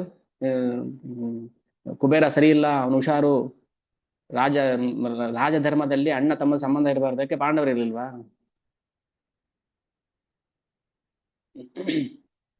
ರಾಮಚಂದ್ರ ಇರ್ಲಿಲ್ವಾ? ಲಕ್ಷ್ಮಣ ಜೊತೆ ಇರಲಿಲ್ವಾ? ಭರತನ ಜೊತೆ ಇರಲಿಲ್ವಾ? ಅವ್ರ ರಾಜನೀತಿ ಗೊತ್ತಿರ್ಲಿಲ್ವಾ ರಾಮಚಂದ್ರನಿಗೆ? ಇಂಥ ಚಾಡಿ ಪೋಕರು ಇರ್ತಾರಲ್ಲ ಎಂತ, ಅದಕ್ಕೆ ಹೇಳೋದು, ಯಾಕೆ ಇವ್ರನ್ನೆಲ್ಲ ನೋಡಿದಾಗ ಕಂಪ್ಲೀಟ್ ಶಂಟ್ ಔಟ್ ಮಾಡ್ಬೇಕು. ಅವನಿಗಿತ್ತು ಪ್ರೀತಿ ರಾವಣನಿಗೆ, ಅವನು ಎಷ್ಟೇ ದುಷ್ಟ ಆಗಿರ್ಲಿ, ಕುಬೇರ ನಮ್ಮ ಅಣ್ಣ ಅನ್ನೋ ಪ್ರೀತಿ ಇತ್ತು. ಅದು ಹೇಳ್ತಾನೆ, ಶೂರಾಣಾಂ ನಹಿ ಸೌಭ್ರಾತೃ ಶೃಣುಮೇ ವದತ ಪ್ರಭೋ ಕಶ್ಯಪಸ್ಯ ಸುತಾದೇವ ರಾಕ್ಷಸಾಸ ಮಹಾಬಲಃ. ಯಾಕಂದ್ರೆ ಕುಬೇರ ನೋಡಿ, ಅವ್ರದ್ದು ಯೋಚನೆ, ಕುಬೇರನ್ನ ಕೈಲಾಸಕ್ಕೆ ಓಡಿಸ್ಬಿಟ್ಟಿದ್ರಲ್ವಾ, ಅಲ್ಲಿ ಶಿವನ ಸೇವಕನಾಗಿದ್ದ. ಇವ್ರು ಹೇಳ್ಕೊಡ್ತಾರೆ, ಎಷ್ಟೇ ಆದ್ರೂ ಕುಬೇರ ದೇವತೆಗಳ ಪರವಾಗಿದ್ದಾನೆ. ಕುಬೇರ ದೇವತೆಗಳ ಕೋಶಾಧಿಪತಿ ಅಲ್ವಾ? ಎಷ್ಟೇ ಆದ್ರೂ ದೇವತೆಗಳ ಮೇಲೆ ನಮ್ಗೆ ವೈರತ್ವ ಇದ್ದೇ ಇರುತ್ತೆ. ಅದಕ್ಕೋಸ್ಕರ ನೀನು ಕುಬೇರನ ಇಟ್ಕೋಬೇಡ ಅಂತ. ಇದು ಒಳ್ಳೆ ಕಥೆ ಆಯ್ತು ಅಲ್ಲ ರೀ? ಯಾಕ್ರಿ ನೀವು ಅವ್ರ ಹತ್ರ ಮಾತಾಡ್ತಾ ಇಲ್ಲ ಅಂದ್ರೆ, ನಮ್ಗೂ ಅವ್ರಿಗೆ ಏನು ವೈರತ್ವ ಇಲ್ಲ ರೀ, ಅವರು ನನ್ ದುಶ್ಮನ್ ಇದಾನಲ್ಲ, ಅವನ ಹತ್ರ ಚೆನ್ನಾಗಿದ್ದಾನೆ, ಅದಕ್ಕೆ ನನಗೆ ಇವನ್ ಆಗಲ್ಲ. ಇದು ಯಾವ ಕಾನೂನು ಇಲ್ಲಿ ಅಲ್ಲ? ಒಬ್ಬ ಇವರಿಬ್ರು ಚೆನ್ನಾಗಿರ್ತಾರೆ, ಕ್ಲಾಸ್ಮೇಟ್ಸ್ ಚೆನ್ನಾಗಿರ್ತಾರೆ, ಇದಕ್ಕಿದ್ದಂಗೆ ಮಾತು ಬಿಟ್ಬಿಡ್ತಾರೆ. ಯಾಕೋ ಮಾತಾಡ್ತಲ್ಲ ನಿನ್ನ ಹತ್ರ ಅಂದ್ರೆ, ನಾವಿಬ್ರು ಕ್ಲೋಸ್ ಆಗಿದ್ದೀವಲ್ಲ, ಅಲ್ಲ ನಾವಿಬ್ರು ಕ್ಲೋಸ್ ಆಗಿದ್ವಿ, ಆದ್ರೆ ನೀನ್ ಕಂಡ್ರೆ ಅವನಿಗೆ ಆಗಲ್ವಲ್ಲ, ಅದಕ್ಕೆ ನನಗೂ ನೀನು ಮಾತಬೇಡ. ಇದು ರಾಕ್ಷಸ ಬುದ್ಧಿ. ಕುಬೇರನ ಯಾಕೆ ಇಷ್ಟಪಡಲಿಲ್ಲ ಅವರು ಅಂದ್ರೆ, ಕುಬೇರ ದೇವತೆಗಳ ಪರವಾಗಿದ್ದಾನಲ್ಲ, ಅದಕ್ಕೆ ಕುಬೇರನ ಇಷ್ಟ ಇಲ್ಲ. ಈಗ ಪ್ರಹಸ್ತ ಏನ್ ಮಾಡ್ತಾನೆ, ರಾವಣನ್ಗೆ ಚುಚ್ಚು ಮಾತು ಹೇಳ್ಕೊಡ್ತಾನ. ಅವ್ನು ಏನ್ ಮಾಡ್ತಾನೆ, ಎಲ್ಲ ಮಿತ್ತಾಳಕಿವನು ಅವನು. ನಮ್ ಬುದ್ಧಿನೂ ಅಂತದೆ. ಯಾರಾದ್ರೂ ಹೇಳಿದ್ರೆ ಹೌದಾ, ಹಾ ಕರೆಕ್ಟ್, ನೀನ್ ಹೇಳಿ ಸರಿ, ಏನು ಎತ್ತ ಏನು ವಿಚಾರಣೆ ಮಾಡ್ಬೇಡ, ನಮ್ ತಲೆಯಲ್ಲಿ ಬುದ್ಧಿ ಇಲ್ಲ, ಬೇರೆ ಏನೋ ಇದೆ. ಅದಕ್ಕೆ ನಾವೇನ್ ಮಾಡ್ತೀವಿ, ಇನ್ನೊಬ್ರು ಹೇಳಿದ ಮಾತು ಕೇಳ್ಕೊಂಡು ಹೋಗ್ಬಿಡ್ತೀವಿ, ರಾವಣನ್ ತರ. ಪ್ರಹಸ್ತ ಹೇಳ್ದ, ಅದಕ್ಕೆ ಹೇಳ್ತಾನೆ, ಪ್ರಾಸ್ತಸ್ಯ ವಚ ಶ್ರುತ್ವ ದಶಗ್ರೀವೋ ದುರಾತ್ಮನಃ ತಥೇತಿ ಕ್ರೋಧ ತಾಮ್ರಾಕ್ಷಿ. ಅವಾಗೇನಾಯ್ತು, ಸೀದಾ ಕುಬೇರನ ಹತ್ರ ಬಂದ. ಅಣ್ಣ, ನನಗೆ ನಿನ್ ಕಂಡ್ರೆ ಆಗೋದಿಲ್ಲ. ಯಾಕಪ್ಪ, ಚೆನ್ನಾಗಿದ್ವಲ್ಲ ನಾವಿಬ್ರು? ಇಲ್ಲ, ಪ್ರಹಸ್ತ ಹೇಳಿದಾನೆ, ರಾಜನೀತಿಯಲ್ಲಿ ಯಾವ ಸಂಬಂಧ ಇಟ್ಕೋಬಾರ್ದಂತೆ, ಅದಕ್ಕೆ ಏನ್ ಮಾಡ್ತೀನಿ, ನೀನ ಒದ್ದ ಆಚೆ ಹಾಕ್ತೀನಿ. ದೂತಂ ಪ್ರಹಸ್ತ ಸಂಪ್ರೇಷ ನಿಷ್ಕಾಸ್ಯ ಧನದೇಶ್ವರಂ ಲಂಕಂ ಆಕ್ರಮ್ಯ ಸಚಿವ ರಾಕ್ಷಸೈ ಸುಖಮಾಸಿತ. ಹೀಗೆ ಲಂಕೆಯನ್ನು ಅವನು ಕಿತ್ಕೊಂಡಿದ್ದು. ಅದು ದೇವತೆಗಳಿಗೋಸ್ಕರ ಕಟ್ಟಿದ್ದದು. ರಾವಣ ಹೋಗಿ ಸೇರ್ಕೊಂಡ, ಗೆದ್ಲು ತಾನಿರಕ್ಕೋಸ್ಕರ ಕಟ್ಕೊಳುತ್ತೆ ಉತ್ತಾನ, ಅದು ಹಾವು ಬಂದಿದ್ದು ಬಿಡುತ್ತೆ. ಸರಿ, ಒಳ್ಳೇದಾಯ್ತಲ್ಲ, ಕುಬೇರಿನ್ ಒಳ್ಳೇದಾಯ್ತಾ ಏನ್ ಕೆಟ್ಟದಾಯ್ತಾ? ಸೀದಾ ಕೈಲಾಸಕ್ಕೆ ಹೋಗ್ತಾನ ಅವನು. ಸದ್ಯಪ್ಪ ನೀನ್ ಮನೆಯಿಂದ ಆಚೆ ಹಾಕಿದ್ದೆ ಒಳ್ಳೇದಾಯ್ತು, ಯಾಕಂದ್ರೆ ಸೀದಾ ಕೈಲಾಸಕ್ಕೆ ಹೋದೆ, ಅಲ್ಲಿ ಶಿವನ್ ಪರಿಚಯ ಆಯ್ತು. ಶಿವ ಮಹಾಭಕ್ತ, ಭಗವಂತನ ಭಕ್ತ. ಅಲ್ಲಿ ಹೋಗ್ತಾನೆ, ಒಳ್ಳೆ ಕೆಲಸ ಆಯ್ತು. ಧನದಹ ಅಂದ್ರೆ ಕುಬೇರ, ಪಿತೃವಾಕ್ಯೇನ ತ್ಯಕ್ವ ಲಂಕಾ ಮಹಾಯಶಾಹ ಗತ್ವಾ ಕೈಲಾಸ ಶಿಖರಂ ತಪಸಾ ತೋಷ ಯಚ್ಚಿವಂ. ಶಿವನನ್ನ ಖುಷಿಪಡಿಸೋಕ್ಕೋಸ್ಕರ ಕೈಲಾಸಕ್ಕೆ ಹೋಗ್ತಾರೆ. ಹೀಗೆ ಲಂಕೆಯನ್ನ ಅವನು ವಶಪಡಿಸ್ಕೊಳ್ತಾನೆ. ಅದಾದ್ಮೇಲೆ ಆ ಸುಮಾಲಿ ರಾಕ್ಷಸನ ಸೋದರರಿಗೆ, ಸುಮಾಲಿ ರಾಕ್ಷಸ, ಯಾರೋ ರಾಕ್ಷಸರು ಹುಡ್ತಾರೆ ಅಲ್ಲಿ. ಮಯ ಅನ್ನೊಬ್ಬ ರಾಕ್ಷಸ ಇರ್ತಾನೆ, ಅವನ ಮಗಳೇ ಮಂಡೋದರಿ. ಮಂಡೋದರಿ ರಾಕ್ಷಸಿ, ಆದ್ರೆ ರಾಕ್ಷಸಿ ಅಂದ್ರೆ ಕೆಟ್ಟ ಗುಣ ಇರ್ಲಿಲ್ಲ ಅವಳಲ್ಲಿ ಇಷ್ಟ. ಈಗ ಪ್ರಹ್ಲಾದರು, ಅವರು ದೈತ್ಯರು ಅಲ್ವಾ, ರಾಕ್ಷಸರಲ್ವಾ ಅವರು? ವಿಭೀಷಣ ರಾಕ್ಷಸ, ಮಂಡೋದರಿ ರಾಕ್ಷಸಿ. ಸುತಾಂ ಮಂಡೋದರಿಂ ನಾಮ್ನ ದದೋ ಲೋಕೈಕ ಸುಂದರಿಂ. ಅಲ್ಲಿ ತನಕ ಸೀತೆ, ಇನ್ನು ಸೀತೆ ಜನನ ಆಗಿಲ್ಲ, ಅಲ್ಲಿ ತನಕ ಮಂಡೋದರಿ ನಂಬರ್ 1 ವಿಶ್ವಸುಂದರಿ. ಅದಕ್ಕೆ ಹನುಮಂತ ಲಂಕೆಗೆ ಹೋದಾಗ, ಅಲ್ಲಿ ರಾವಣನ ಪತ್ನಿಯರ ಅಂತಪುರಕ್ಕೆ ಹೋದಾಗ, ಇವಳ ಸೌಂದರ್ಯ ನೋಡಿ ಬೆಚ್ಚಿ ಬಿದ್ದು ಬಿಡ್ತಾನೆ. ಎಂತ ಸೌಂದರ್ಯ ಇವಳ್ದು, ಇವಳೆ ಸೀತಾಮಾತೆ ಇರ್ಬೋದಾ ಅನ್ನೋಷ್ಟ್ರ ಮಟ್ಟಿಗೆ ಸೌಂದರ್ಯ ಅವಳಿಗೆ, ಮಂಡೋದರಿಗೆ. ಆ ಮಂಡೋದರಿಯನ್ನ ರಾವಣ ಏನ್ ಮಾಡ್ತಾನೆ, ಬಲವಂತವಾಗಿ ಕಿತ್ಕೊಂಡ್ ಬಂದಿರ್ತಾನೆ. ನಿನ್ ಮಗಳನ್ನ ಕೊಡ್ಲಿಲ್ಲ ಅಂದ್ರೆ ಅಂತ ಈ ತರ ಮದುವೆ ಮಾಡ್ಕೊಂಡಿದ್ದವನು. ಅದಾದ್ಮೇಲೆ ವಿಭೀಷಣನ್ ಮದುವೆ ಮಾಡ್ತಾರೆ. ಆ ವಿಭೀಷಣನ ಹೆಂಡತಿ ಸರಮೆ. ಅವಳು ಏನು ಗಂಧರ್ವ ರಾಜನ ಮಗಳು, ಶೈಲೂಷ, ಗಂಧರ್ವ ರಾಜ ಅವನ ಮಗಳು. ಆಮೇಲೆ ಅವಳು ತುಂಬಾ ಅಪ್ರತಿಮ ಸುಂದರಿ. ಅವಳನು ಧರ್ಮವನ್ನ ತಿಳಿದವಳಾಗಿರ್ತಾಳೆ. ಅದಕ್ಕೆ ಧರ್ಮ ಮಾತಾಡ್ತಿರ್ತಾಳೆ ಸೀತಾಮಾತೆ ಹತ್ರ. ಕುಂಭಕರ್ಣನಿಗೂ ಮದುವೆ ಮಾಡಿರ್ತಾರೆ. ಇವನು ಒಬ್ಬ ರಾಕ್ಷಸನ ಬಲಿಚಕ್ರವರ್ತಿ ಇದಲ್ಲ, ಬಲಿಚಕ್ರವರ್ತಿ ಮಗಳ ಮಗಳು. ಯಾರು? ಕುಂಭಕರ್ಣನ ಪತ್ನಿ. ಬಲಿಚಕ್ರವರ್ತಿ ರಾಕ್ಷಸ. ಬಲಿಚಕ್ರವರ್ತಿ ಯಾವಾಗ್ಲೂ ಇದ್ದಾನೆ ನೋಡಿ. ಈ ಬಲಿಚಕ್ರವರ್ತಿ ಮಗಳ ಮಗಳನ್ನ ಕುಂಭಕರ್ಣನ್ ಕೊಟ್ಟು ಮದುವೆ ಮಾಡ್ತಾರೆ. ಆಮೇಲೆ ಎಲ್ರಿಗೂ ಒಂದೊಂದು ಮಕ್ಕಳಾಗ್ತಾರೆ. ಈಗ ರಾವಣನಿಗೊಬ್ಬ ಮಗ, ಜಾತ ಮಾತ್ರಸ್ತು ಯೋನಾದಂ ಮೇಘವತ್ ಪ್ರಮೂಚ. ಅವನು ಹುಟ್ಟಿದಾಗ ಏನಾಯ್ತು, ಮೋಡಗಳೆಲ್ಲ ಢಮ ಢಮ ಢಮ ಸೌಂಡು. ಎಷ್ಟು ಸೌಂಡ್ ಆಗ್ತಾ ಇತ್ತು ಅಂದ್ರೆ, ಕುಂಭಕರ್ಣ ಬಂದು ಹೇಳ್ತಾನೆ, ಅಣ್ಣ ನನ್ಗೆ ನಿದ್ರೆ ಮಾಡಕ್ ಆಗ್ತಾ ಇಲ್ಲ, ಸೌಂಡ್ ಆಗ್ತಾ ಇದೆ ಅಂತ. ಮೇಘನಾದ, ಇದೆಲ್ಲ ಅಪಶಕುನ. ಯಾರೋ ಒಬ್ರು ಹೇಳ್ತಾ ಇದ್ರು, ನಮ್ಮ ಹುಡುಗನಿಗೆ ಈಗ ಇಷ್ಟು ವರ್ಷ ಆಯ್ತು, 14-15 ವರ್ಷ ಆಯ್ತು, ಯಾವತ್ತು ಹುಟ್ಟಿದ್ದು ಅಂದ್ರೆ ಬೆಂಗಳೂರಲ್ಲಿ ಬಾಂಬ್ ಬ್ಲಾಸ್ಟ್ ಆಗಿತ್ತು ಅವತ್ತು ಹುಟ್ಟಿದ್ದ ಅಂತ. ಅದು ಖುಷಿದ ಹೇಳ್ಕೊತಾರಲ್ಲ, ಬೆಂಗಳೂರಲ್ಲಿ ಬಾಂಬ್ ಬ್ಲಾಸ್ಟ್ ಆಗಿತ್ತು ಗೊತ್ತಾ ಒಂದು, ಅವತ್ತು ಹುಟ್ಟಿದ್ದು ನನ್ ಮಗ ಅಂತ. ಓಹೋ, ಇನ್ ಯಾರು ಮೇಘನಾದನ್ ಕಡೆವನೇ ಅಂತ ನಾವ್ ಅನ್ಕೋಬೇಕು. ಖುಷಿನ ಅದು. ಕುಂಭಕರ್ಣ ಬಂದು ಹೇಳ್ತಾನೆ, ಕುಂಭಕರ್ಣ ಸತಾಪ್ರಾಹ ನಿದ್ರಾ ಮಾಂ ಬಾಧತೆ ಪ್ರಭೋ. ಹೇ ರಾವಣ, ಎಂತ ಮಗ ನಡೆದ್ಬಿಟ್ಟಿದ್ಯಪ್ಪ ನೀನು, ನನ್ನ ನಿದ್ರೆಗೆ ಭಂಗ ಆಗ್ತಾ ಇದೆ ಅಂದ್ರೆ ಇನ್ನೆಂತ ಪಟಿಂಗ ಇರ್ಬೋದು ಅವನು ಅಂತ. ಏನ್ ಮಾಡ್ದ,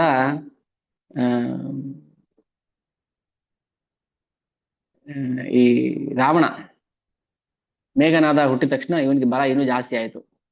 ಆ ತಂದೆಗೆ ತಕ್ಕ ಮಗ ಒಬ್ಬ ಹುಟ್ಟಿದಾನೆ ಅಂತ ಎಲ್ಲಾರನು ಒಂದ್ ಕಡೆಯಿಂದ ಕೊಂದ್ಕೊಂಡು ಬರಕ್ ಶುರು ಮಾಡ್ಬಿಡ್ತಾನೆ.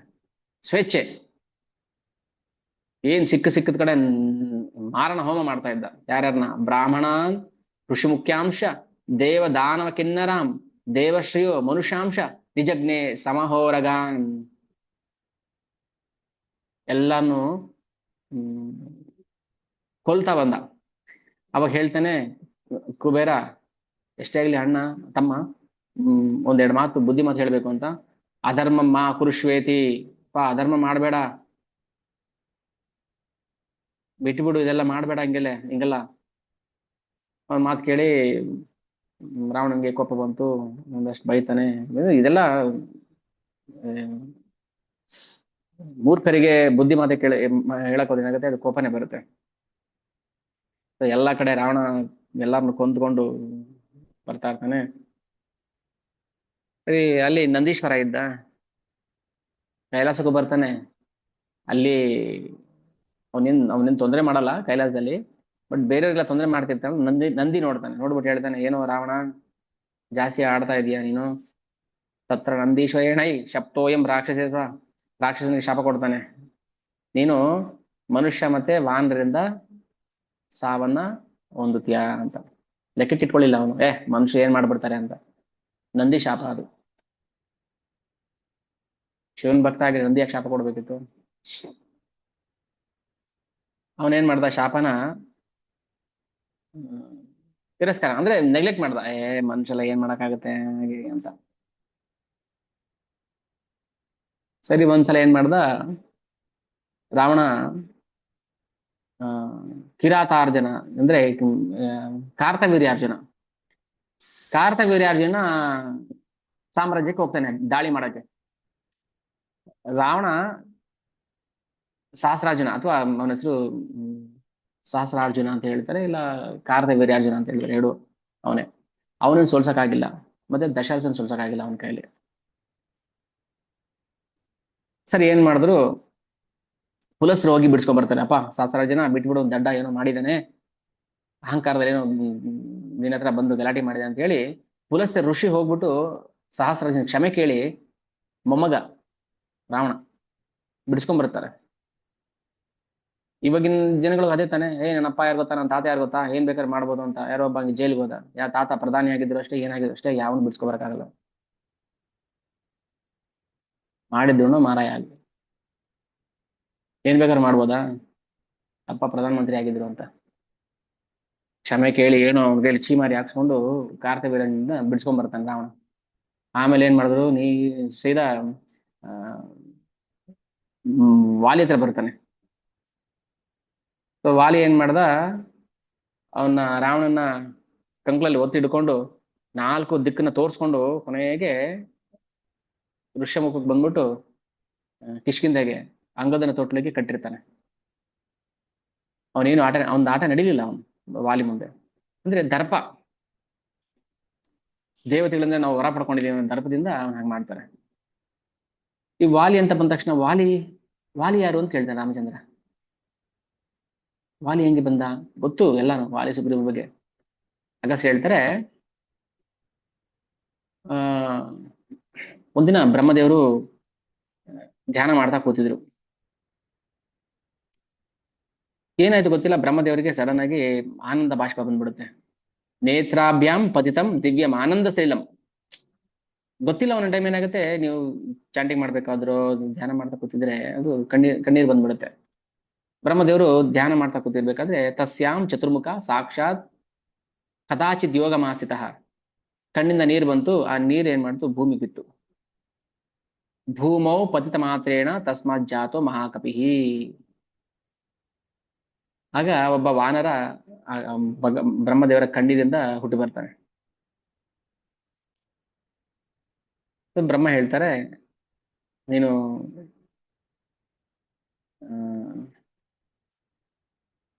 ಸ್ವಲ್ಪ ವರ್ಷ ಕಾಲ ಇಲ್ಲಿ ಇರಬೇಕು, ನೀನು ಭಗವಂತನ ಸೇವೆಯಲ್ಲಿ ನೀನು ತೊಡಗಬೇಕು. ಯಾಕಂದ್ರೆ ವಾಲಿ ಇಂದ್ರನ ಅಂಶ, ಸುಗ್ರೀವ ಸೂರ್ಯನ ಅಂಶ. ಅವರಿಬ್ಬರು ಬಂದಿದ್ದು ಭಗವಂತನ ಸೇವೆ ಮಾಡೋಕ್ಕೋಸ್ಕರ. ಮುಂದಿನ ಏನಾಯ್ತು, ಇಂದ್ರ ಸಂಧ್ಯಾ ವಂದನೆ ಮುಗಿಸಿ ಬರ್ತಾ ಇದ್ರು. ಅವಾಗ ಬ್ರಹ್ಮದೇವರು ನೋಡ್ತಾರೆ.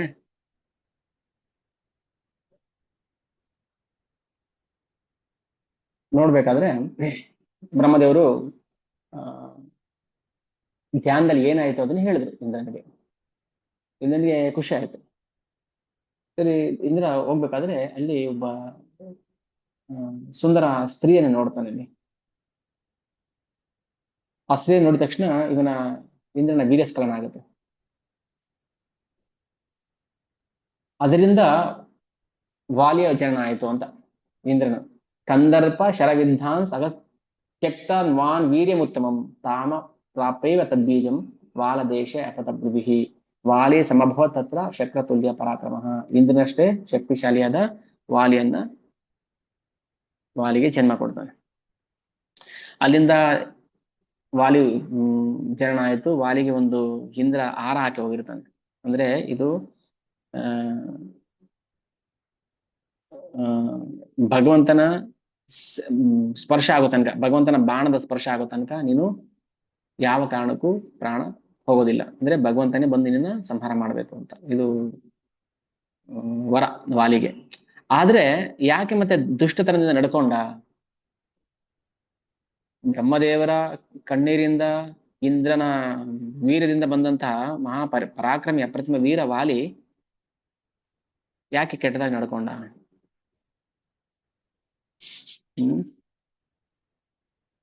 ಸರಿ ಆಯ್ತು. ಆಮೇಲೆ ಸೂರ್ಯನು ಅಷ್ಟೇ, ಸೂರ್ಯದೇವರ ಅನುಗ್ರಹದಿಂದ ಸುಗ್ರೀವ ಹುಡ್ತಾನೆ.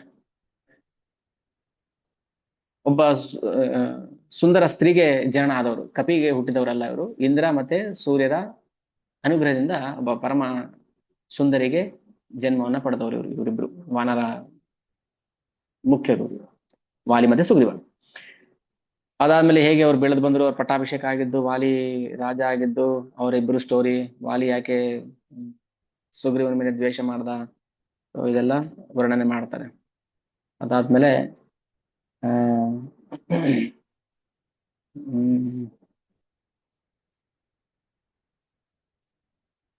ಇದು ಹೇಗೆ ಅಂದ್ರೆ ಕತೆ ಚುಟುಕಾಗಿ ಹೇಳ್ತೇನೆ ಅಷ್ಟೇ.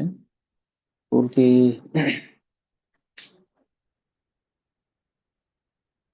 ಅದಾದ್ಮೇಲೆ ಲವಣಾಸುರನ ವಧೆ ಮಾಡೋದು. ಆ ರಾಮಚಂದ್ರ ಯಜ್ಞ ಮಾಡ್ಬೇಕಾದಲ್ಲಿ ವಾಲ್ಮೀಕಿಗಳು ಬರ್ತಾರೆ, ಬಂದು ಲವಕುಶರನ್ನ ಅಲ್ಲಿ ಪರಿಚಯ ಮಾಡಿಸ್ತಾರೆ. ಪರಿಚಯ ಅಂದ್ರೆ ನನ್ನ ಶಿಷ್ಯಂದ್ರ ಅಂತ ಪರಿಚಯ ಮಾಡ್ತಾರೆ, ನಿಮ್ಮ ಮಕ್ಕಳು ಅಂತ ಹೇಳೋದಿಲ್ಲ.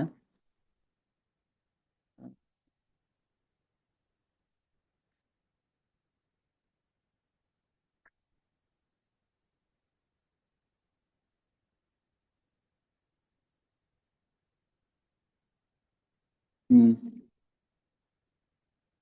ಆ ಆ ಯಜ್ಞದ ಮಂಟಪಕ್ಕೆ ವಾಲ್ಮೀಕಿಗಳ ಹುಡುಗರನ್ನ ಕರ್ಕೊಂಡ್ ಬರ್ತಾರೆ. ಕರ್ಕೊಂಡ್ ಬಂದು ಅಪೂರ್ವ ಪಾಠ ಜಾತಿಂ ಚ ಗೇಯೇನ ಸಮುವಿಪ್ಲುತಾಂ ಬಾಲಯೋ ರಾಘವ ಶ್ರುತ್ವ ಕೌತೂಹಲಮ ಪೇಯ್ವಾನ್ ಅಥ ಕರ್ಮಾಂತರಿ ರಾಜ ಸಮೂಹೂಯ ಮಹಾಮುನೀನ್. ಏನ್ ಹೇಳಿದ್ರು, ಮುನಿಗಳು ಆಜ್ಞೆ ಮಾಡ್ತಾರೆ. ಇದೆಲ್ಲ ಉತ್ತರಾಖಂಡದಲ್ಲಿ ಬರುವಂತಹದ್ದು ಕಥೆಗಳು. ಅಂದ್ರೆ ವಾಲ್ಮೀಕಿ ಋಷಿಗಳು ಲವಕುಶರ ಬಾಯಿಂದ ರಾಮಾಯಣ ಹೇಳ್ತಿದ್ದು ಉತ್ತರಾಖಂಡದಲ್ಲಿ ಕೊನೆಯ ಘಟ್ಟದಲ್ಲಿ. ಅವ್ರು ಹೇಳ್ತಾರೆ, ಮುನಿಗಳು ಅಪ್ಪಣೆ ಮಾಡ್ತಾರೆ, ಹಾಡ್ರಿ ಹಾಡು ಅಂತ ಹೇಳಿ. ಅವಾಗ ಸ್ವರ ತಾಳ ಎಷ್ಟು ಆ ಲವಕುಶರ ಆ ರಾಮಾಯಣ ಕೇಳೋದಕ್ಕೆ ಜಗತ್ತಿನಾದ್ಯಂತ ಎಲ್ಲರೂ ಬಂದಿರ್ತಾರೆ. ಯಾರನ್ನೆಲ್ಲ ಕರ್ಸಿರ್ತಾನೆ ಅವ್ನು. ಹ್ಮ್. ರಾಜಶ್ಚೈವ ನರವ್ಯಾಘ್ರ ಪಂಡಿತಾಶ್ಚೈವ ನೈಗಮನ್ ಪೌರಾಣಿಕಾನ್ ಶಬ್ದವಿದೋ ಯೇ ಚ ವೃದ್ಧ ದ್ವಿಜಾತಯಃ ಏತಾನ್ ಸರ್ವಾನ್ ಮಹಾಹೂಯ ಗಾಯಕೋ ಸಮವೇಶೇತ್ ತೇ ಸರ್ವೇ ಹೃಷ್ಟ ಮನಸೋ ರಾಜನೋ ಬ್ರಾಹ್ಮಣಾದಯ. ರಾಮ ಆ ಮಕ್ಕಳ ರಾಮಾಯಣವನ್ನು ಕೇಳಕ್ಕೋಸ್ಕರ ಯಾರನ್ನ ಕರೆಸಿರ್ತಾರೆ? ಪುರಾಣಿಕರನ್ನ, ಪಂಡಿತರನ್ನ, ನಿಗಮ ಶಾಸ್ತ್ರವನ್ನು ಬಲ್ಲವರು, ಶಬ್ದ ಶಬ್ದವೇದಿಗಳು, ವೃದ್ಧರು, ಬ್ರಾಹ್ಮಣರು ಎಲ್ಲರೂ ಕರೆಸಿರ್ತಾನೆ. ಯಾರಿಗೂ ಒಂದು ತಪ್ಪಿನ ಸುಳಿವು ಸಿಗ್ಲಿಲ್ಲ. ಈ ಮಕ್ಕಳು ಹಾಡ್ತಾರ ತಪ್ಪು ಅಂತ ಹೇಳಿಲ್ಲ. ಸ್ವರ, ತಾಳ, ರಾಗ, ಇತಿಹಾಸ, ಯಾವ ಕಾಲದಲ್ಲಾಯ್ತು, ಯಾವ್ದಾಯ್ತು ಫಸ್ಟ್, ಯಾವ್ದು ಆಮೇಲೆ ಆಯ್ತು, ರಾವಣ ಮೊದಲು ಹುಟ್ಟದ್ನ, ಕುಬೇರ ಮೊದಲು ಹುಟ್ಟದ್ನ, ಪ್ರತಿಯೊಂದು ಹೇಳ್ತಾರೆ. ಎಲ್ಲೋ ಹುಟ್ಟಿದ್ದು ರಾವಣ, ಕುಂಭಕರ್ಣ, ಎಲ್ಲೋ ಇದ್ದ ವಾಲ್ಮೀಕಿಗಳು ಹೇಗೆ ಗೊತ್ತಾಯ್ತು? ವಾಲ್ಮೀಕಿಗಳಿದ್ದ ಜಾಗ ಈಗಿನ ಚಂಬಲ್, ಮಧ್ಯಪ್ರದೇಶ. ರಾವಣ ಇದ್ದು ಲಂಕೆಯಲ್ಲಿ. ರಾವಣ ರಾವಣನ ತಾತನ ಕಥೆನೇ ಹೇಳ್ತಿದಾರಲ್ಲ ಮಕ್ಕಳು, ಎಷ್ಟು ಚೆನ್ನಾಗಿ ಹೇಳ್ತಿದಾರಲ್ವಾ ಅಂತ ಆಶ್ಚರ್ಯ ಆಯ್ತು. ರಾಮ ಕೇಳ್ತದಾನೆ, ಸಿಂಹಾಸನ ರಾಜ ದರ್ಬಾರದಲ್ಲಿ ಕೂತಿದ್ದ. ಮಕ್ಕಳು ಹಾಡಕ್ ಶುರು ಮಾಡಿದ್ರು. ರಾಮಚಂದ್ರ ತನ್ನ ಪಾದಗಳನ್ನ ಕೆಳಕ್ಕೆ ಬಿಚ್ಚಿ ಆ ಸಿಂಹಾಸನದ ಕೆಳಗಿಳಿದು ಬಂದು ಕೇಳ್ತಾರೆ. ರಾಮಂ ತೌ ದ್ವಾರಕೌ ದೃಷ್ಟ ವಿಸ್ಮಿತಾ ಹಿ ಅನಿಮೇಷಣ. ಅನಿಮೇಷಣ ಅಂದ್ರೆ ಕಣ್ಣು ಮುಚ್ಚದೆ, ಅನಿಮೇಷನ್ ಅಲ್ಲ, ಇಂಗ್ಲಿಷ್ ಅನಿಮೇಷನ್. ಸಂಸ್ಕೃತ ಅನಿಮೇಷಣ ಅಂದ್ರೆ ನಿಮೇಷ, ಉನ್ಮಿಷನ್ ನಿಮಿಷನ್ನಪಿ ಅಂತ ಹೇಳಿ. ಕಣ್ಣು ಮುಚ್ಚುವುದಕ್ಕೆ ನಿಮಿಷ, ಕಣ್ಣು ಬಿಡೋದಕ್ಕೆ ಅನಿಮೇಷ ಅಂತ. ಕಣ್ಣು ಬಿಟ್ಟಿದ್ ಕಣ್ಣು ಮುಚ್ಚಲೇ ಇಲ್ಲ ರಾಮಚಂದ್ರ, ಅಷ್ಟು ವಿಸ್ಮಿತವಾಗಿ ನೋಡ್ತಾನಂತೆ. ಅವೋಚನ್ ಸರ್ವ ಏವೈತೆ ಪರಸ್ಪರಂ ಅಥಾಗತಾ ಇಮಂ ರಾಮಸ್ಯ ಸದೃಶೋ ಬಿಂಬ ಬಿಂಬ ವಿಮೋದಿತೌ. ಹೇಗೆ ಕಾಣ್ತದೆ ಅಂದ್ರೆ, ರಾಮಚಂದ್ರ ನೋಡ್ತಾನೆ, ಮಕ್ಕಳಂತ ಗೊತ್ತಿಲ್ಲ, ಆ ಎರಡು ಮಕ್ಕಳು ನನ್ನ ಪ್ರತಿಬಿಂಬ ತಾನೇ ಇದಾರಲ್ಲ ಅಂತ ಅನ್ಸ್ಬಿಡುತ್ತೆ ಅವನಿಗೆ. ನನ್ನ ಪ್ರತಿಬಿಂಬ ಅಂದ್ರೆ ನಾನೇ ಅದು ಅಂತ, ನನ್ನ ಕಥೆನ ನಾನೇ ಹೇಳ್ತಾ ಇದೀನೇನೋ ಅನ್ನೋಷ್ಟ್ರ ಮಟ್ಟಿಗೆ ಮೂಕ ವಿಸ್ಮಿತ ಆಗ್ಬಿಡ್ತಾನೆ ಹನುಮಂತ, ಸಾರಿ ರಾಮಚಂದ್ರ. ಶ್ರುತ್ವಾ ತನ್ಮಧುರಂ ಗೀತಂ ಅಪರಾಹ್ನೇ ರಘುತ್ತಮ ಉವಾಚ ಭರತಂ ಚಾಭ್ಯ ಧೀಯತಾಮರಿತಮಸು. ಹೇಳ್ತಾನೆ, ಅಪ್ಪ ಭರತ ಇದ್ದ, ಎಷ್ಟು ಚೆನ್ನಾಗಿ ಹಾಡಿದ್ರು ಮಕ್ಕಳು, ಅವ್ರಿಗೇನಾದ್ರು ದಾನ ಕೊಡು, ಅವ್ರಿಗೆ ಫಲಾಭೋಜನ ಮಾಡಿಸು ಅಂತ ಹೇಳಿ ಮಕ್ಕಳಿಗೆ ಭರತನಿಗೆ ಹೇಳ್ತಾನೆ, ಮಕ್ಕಳಿಗೆ ಏನಾದ್ರು ಕೊಡು ಅಂತ. ಆ ಮಕ್ಳು ಹೇಳ್ತಾರೆ, ಭಗವಂತಂ ಮಹಾತ್ಮಾನಂ ವಾಲ್ಮೀಕಿ ಮುನಿಸತ್ತಮಂ ಆನಯದ್ವಂ ಮುನಿವರಂ ಸಸೀತಂ ದೇವ ಸಂಹಿತಂ ಇದು ಸಂಸೃಜ್ಯ ಸಂದತ್ತಂ ಜಗ್ಮತುರ್ ಮುನಿ ಸನ್ನಿಧಂ. ಮಕ್ಕಳು ಒಂದು ಕವಡೆ ಕಾಸು ಮುಟ್ಲಿಲ್ಲ, ರಾಮಚಂದ್ರನೇ ಕೊಡ್ತಾ ಇದ್ದಾನೆ, ಆದ್ರೆ ಅವರು ಏನು ತಗೊಳ್ಳಿಲ್ಲ. ಎಷ್ಟು ಖುಷಿ ಆಯ್ತು ರಾಮಚಂದ್ರನಿಗೆ. ಇದೇ ರಾಮಾಯಣವನ್ನ ವಾಲ್ಮೀಕಿಗಳು ತಮ್ಮ ಆಶ್ರಮದಲ್ಲಿ ಆಡಿಸಿರ್ತಾರೆ ಮುಂಚೆ. ರಾಮಚಂದ್ರನ ಹತ್ರ ಹೋಗಕ್ ಮುಂಚೆ ಋಷಿಗಳ ಮುಂದೆ ಆಡಿಸಿರ್ತಾರೆ ವಾಲ್ಮೀಕಿ.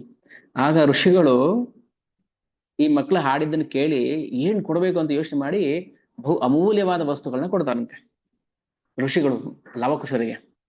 ಏನ್ ಅಮೂಲ್ಯವಾದ ವಸ್ತುಗಳು ಕೊಡ್ತಾರೆ ಅಂದ್ರೆ, ಒಬ್ಬ ಋಷಿ, ಅಯ್ಯೋ ಮಕ್ಕಳು ಎಷ್ಟು ಚೆನ್ನಾಗಿ ಹಾಡಿದ್ರಲ್ವಾ, ನಾನು ಕೊಡೋದಕ್ಕೆ ಏನೂ ತಲಿಲ್ಲ, ನನ್ನ ಹತ್ರ ಕಮಂಡಲು ಮಾತ್ರ ಇದೆ, ತಗೊಳ್ಳಿ ಕಮಂಡಲು ಅಂತ ಕೊಟ್ರಂತೆ.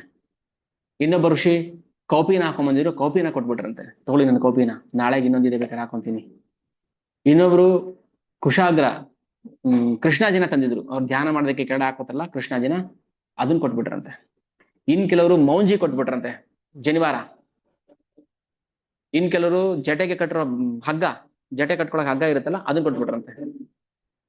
ಇನ್ ಕೆಲವರು ತಂಬೂರಿ ವೀಣೆ ಇರುತ್ತಲ್ಲ ವೀಣೆ ಕೊಟ್ಬಿಟ್ರಂತೆ. ಗಿಫ್ಟ್, ಬಹು ಅಮೂಲ್ಯವಾದ ಗಿಫ್ಟ್. ಆದ್ರೆ ರಾಮಚಂದ್ರ ಕೊಟ್ಟಿದ್ದು ತಗೊಳ್ಳಿಲ್ಲ ಅವರು. ಯಾಕೆ?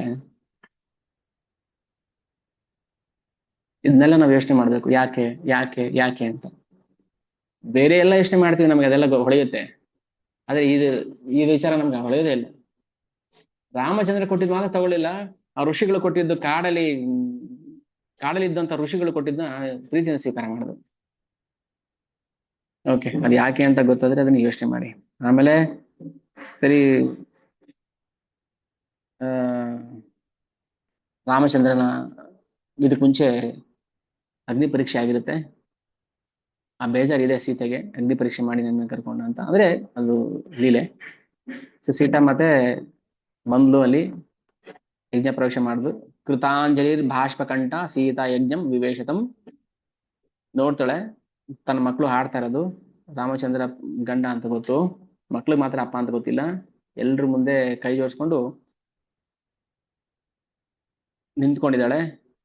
ಆಗ ವಾಲ್ಮೀಕಿ ಒಂದ್ ಮಾತು ಹೇಳ್ತಾರೆ, ಏನಂತ, ಹೇ ರಾಮಚಂದ್ರ, ಹಿಂದೆ ಯಾರೋ ಒಬ್ಬ ಒಂದ್ ಮಾತು ಏನೋ ಹೇಳ್ದ ಅಂತ ಹೇಳಿ ಅವನ ಮಾತನ್ನ ಆ ತಿರಸ್ಕಾರ ಮಾಡದೆ ನೀನು ಅವಳನ್ನ ಕಾಡಿ ಕಟ್ಬಿಟ್ಟೆ ಅಟ್ಟಿದ್ಯಲ್ವಾ. ಗರ್ಭಿಣಿ ಸ್ತ್ರೀ ಆಗಿದ್ದಲ್ಲ, ಗರ್ಭಿಣಿ ಆಗಿದ್ದವಾಗ ಅವಳು ನನ್ನ ಆಶ್ರಮದಲ್ಲಿದ್ಲು. ಇವಾಗ ಏನ್ ಹೇಳ್ತಾಳೆ, ಇಷ್ಟು ದಿನ ತನ್ನ ಮಕ್ಕಳಿಗೆ ನೀನ್ ಯಾರಂತ ಹೇಳ್ದೇನೆ, ಅಪ್ಪ ಯಾರು ಅಂತ ಹೇಳ್ದೇನೆ ಸಾಕಿದ್ಲು. ಇವಾಗ ಹೇಳ್ತಾಳೆ ಎಲ್ರ ಮುಂದೆ, ಇಯಂ ದಾಶರಥೆ ಸೀತಾ ಸುವ್ರತ ಧರ್ಮಚಾರಿಣಿ ಅಪಾಪಾತೆ ಪುರಾ ತ್ಯಕ್ತ. ಅವಳೇನ್ ಪಾಪ ಮಾಡಿದ್ಲು?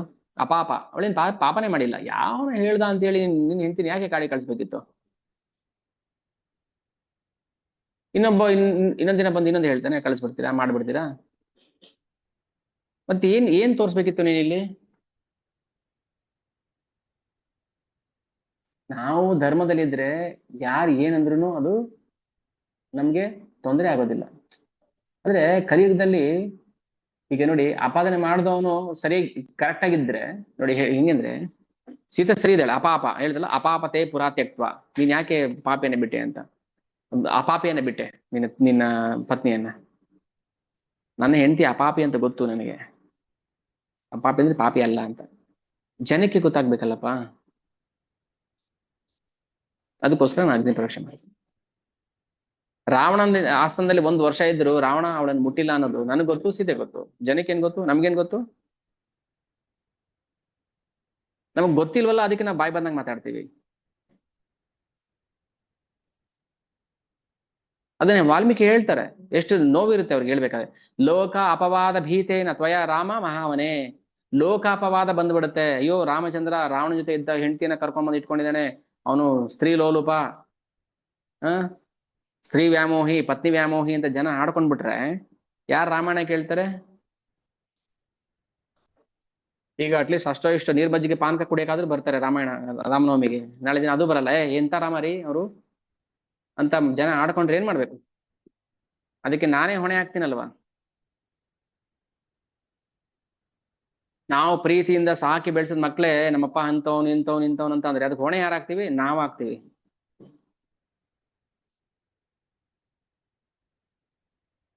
ಮಕ್ಳು ತಪ್ಪು ಮಾಡಿದ್ರೆ ಹೊಣೆ ಯಾರಾಗ್ಬೇಕು? ತಂದೆ ತಾಯಿಗಳಾಗಬೇಕು, ಮಕ್ಕಳಲ್ಲ. ಮಕ್ಕಳನ್ನ ತಪ್ಪು ಮಾಡಕ್ ಅವಕಾಶ ಕೊಟ್ಟಿದ್ದೆ ನಾವಾಗತ್ತೆ. ಅದಕ್ಕೆ ವಾಲ್ಮೀಕಿ ಹೇಳ್ತಾರೆ, ಲೋಕಾಪವಾದ ಭೀತೇನ, ಲೋಕಾಪವಾದ ಬರುತ್ತೇನೋ ಭಯದಿಂದ ನೀನು ಕಾಡಿ ಕಳಿಸ್ಬಿಟ್ಟೆ ಅಲ್ವಾ. ಪ್ರತ್ಯಯಂ ದಾಸಿತೆ ಸೀತ ತದರ್ಜ್ಞಾತಮರ್ಹಸಿ. ಈ ಯಾರು ಗೊತ್ತಾ ಈ ಮಕ್ಕಳು? ಇಮೌತು ಸೀತಾತನಯ. ಈ ಮಕ್ಕಳು ನಿನ್ನೆ ಮಕ್ಕಳೇ. ಸುತೌ ತು ತವ ದುರ್ದರ್ಶವು, ನಿನ್ನ ಮಕ್ಕಳೇ ಇವರು ಅಂತ ಹೇಳ್ತಾರೆ. ಇಲ್ಲಿ ಮಾತ್ರ ವಾಲ್ಮೀಕಿ ಹೇಳ್ತಾರೆ ನಾನು ಯಾರು ಅಂತ. ಪ್ರಚೇತಸೋಹಂ ದಶಮಃ ಪುತ್ರೋ ರಘುಕುಲೋದ್ವಹ. ಓ ರಾಮಚಂದ್ರ, ನಾನು ಪ್ರಚೇತನ ಮಗ, ವರುಣನ ಮಗ, ದಶಮ ಪುತ್ರೋ, 10ನೇ ಮಗ ನಾನು ಯಾವತ್ತೂ ಸುಳ್ಳು ಹೇಳೋದಿಲ್ಲ ಅಂತ ಹೇಳ್ತಾರೆ. ದುರ್ದರ್ಶೋ ತತ್ಯ ಮೇದದ್ ಬ್ರವೀಮಿತೆ, ನಾನು ನಿಂಗೆ ಪ್ರಮಾಣ ಮಾಡಿ ಹೇಳ್ತೀನಿ, ನನ್ನ ಮಾತು ಸತ್ಯ, ನಾನು ಪ್ರಚೇತನ ದಶಮ ಪುತ್ರ, ಯಾವತ್ತೂ ಸುಳ್ಳು ಆಡದವನಲ್ಲ, ಇವರು ನಿನ್ನ ಮಕ್ಕಳು ಅಂತ.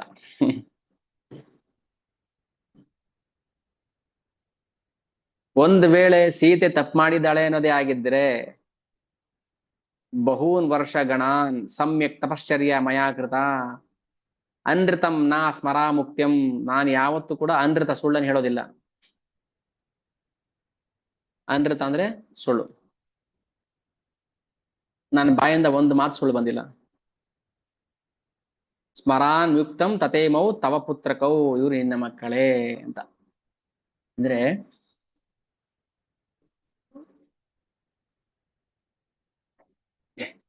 ಹ್ಮ್ ಏನ್ ಅರ್ಥ ಆಗ್ತದೆ ನಮ್ಗೆ?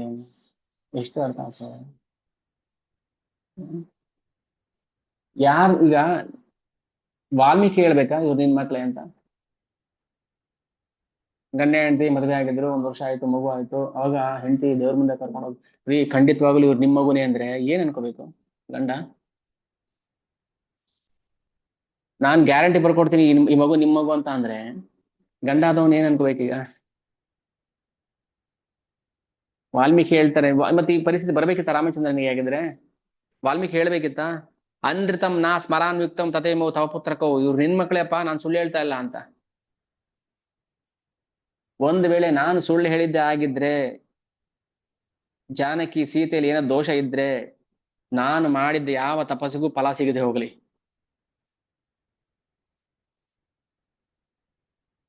ಈಗ ರಾಮಚಂದ್ರ ಹೇಳ್ತಾನೆ, ರಾಘವ ಪ್ರತ್ಯಭಾಷತಃ, ರಿಪೀಟ್ ಮಾಡ ಅಂದ್ರೆ ರಿಪ್ಲೈ ಮಾಡ್ತಾನೆ ಅದಕ್ಕೆ ರಾಮಚಂದ್ರ. ಏವಮೇತನ್ ಮಹಾಪ್ರಾಜ್ಞ ಯಥಾ ವದಸಿ ಸುವ್ರತಃ, ಹೇ ಮಹಾಪ್ರಾಜ್ಞರೇ, ವಾಲ್ಮೀಕಿಗಳೇ, ಪ್ರತ್ಯಯೋ ಜನಿತೋ ಮಹ್ಯಂ ತವ ವಾಕ್ಯ ರಕಿಲ್ ವಿಷಯ, ನೀವು ಆಡಿದಂತ ಒಂದೊಂದು ಅಕ್ಷರವೂ ಕೂಡ ಅದು ಸತ್ಯ ಸತ್ಯ ಸತ್ಯ. ವಾಲ್ಮೀಕಿ ಏನ್ ಬರ್ದೆ ರಾಮಾಯಣ, ಅದು ಸತ್ಯ ಸತ್ಯ ಸತ್ಯ. ಯಾರ್ ಕೇಳ್ರಿ ಯಾರ್ ಬಿಡ್ಲಿ, ಸೇತುವೆ ಕಟ್ಟಿದಾನ ರಾಮಚಂದ್ರ ದೇವರ, ಏನಾದ್ರು ಮಾತಾಡ್ಕೊಳ್ಳಿ, ಬೇಕಾಗಿಲ್ಲ ನಮ್ಗೆ.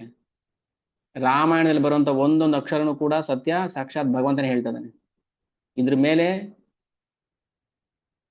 ನಿಮ್ ಇಷ್ಟ, ನಂಬೋರು ನಂಬೋದು, ಬಿಟ್ಟವ್ರು ಬಿಡ್ಬೋದು. ಪ್ರತಿಯೊಂದು ವಾಕ್ಯನು ಯಾವ್ದು ಸುಳ್ಳು ಕಟ್ಟುಕತೆ ಅಲ್ಲ.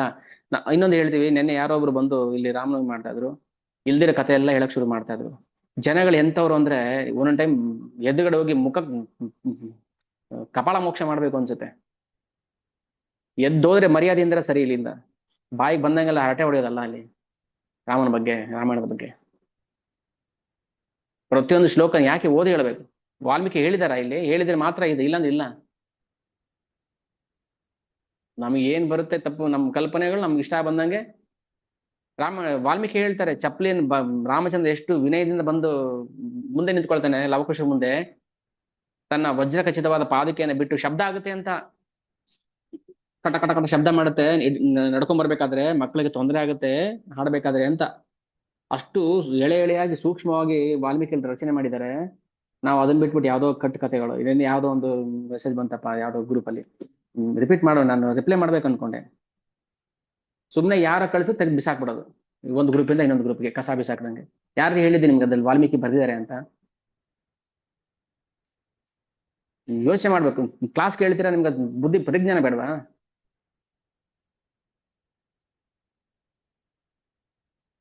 ಎಷ್ಟು ಕೋಪ ಬರುತ್ತೆ ಅಲ್ಲ, ಒಬ್ಬ ಮನುಷ್ಯನ ಬಗ್ಗೆನೇ ತಪ್ಪು ಮಾತಾಡಿದ್ರೆ ಕೋಪ ಬರುತ್ತೆ. ಅಂತಲ್ಲಿ ರಾಮಾಯಣದ ಬಗ್ಗೆ, ರಾಮನ ಬಗ್ಗೆನೇ ಇಷ್ಟ ಬಂದಂಗೆ ಹೇಳೋದು. ಯಾಕೆ ರಾಮ ಬಂದು ಕತ್ತರಿಸಲ್ವಲ್ಲ ಕತ್ತು, ಅದಕ್ಕೆ. ಯಾಕೆ ಬಡ್ಕೊಳ್ಳೋದು, ವಾಲ್ಮೀಕಿ ಓದಿ ವಾಲ್ಮೀಕಿ ಓದಿ ಅಂತ ಇಷ್ಟ ಬಂದಂಗೆ ನನ್ನ ತಲೆಯಲ್ಲಿ ಏನ್ ಬಂತು ಅದನ್ನ ಹೇಳ್ಬಿಡೋದು. ಅದೇನು ಅವ್ರು ಇವ್ರು ಬಂದ್ರಂತೆ, ಹನುಮಂತ ಇದ್ ಮಾಡ್ದಂತೆ, ಹಂಗ್ ಮಾಡ್ದಂತೆ ಅಂತ. ತೋರ್ಸಿ ಇಲ್ಲಿ ರಾಮಾಯಣದಲ್ಲಿ ತೋರ್ಸಿ. ವಾಲ್ಮೀಕಿ ರಾಮಾಯಣ ಬುಕ್ ತಗೊಳ್ಳಿ, ಅದ್ರಲ್ಲಿ ಇದು ಇದೆಯಾ, ಈ ಸೆಂಟೆನ್ಸ್ ಇದೆಯಾ ಅಂತ ತೋರಿಸಿ ನನಗೆ.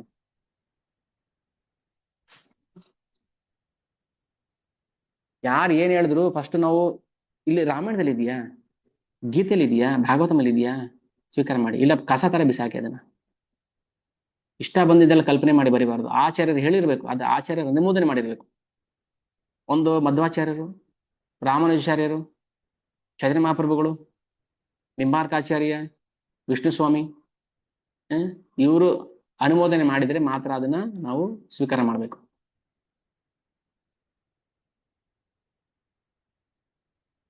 ಮದುವೆ ಮಾಡ್ಕೊಳಕ್ಕೆ ಪುರೋಹಿತರು ಜಾತಕ ಬರ್ಕೊಟ್ರೇನೆ ಮದುವೆ ಮಾಡ್ಕೊಳ್ಳೋದು.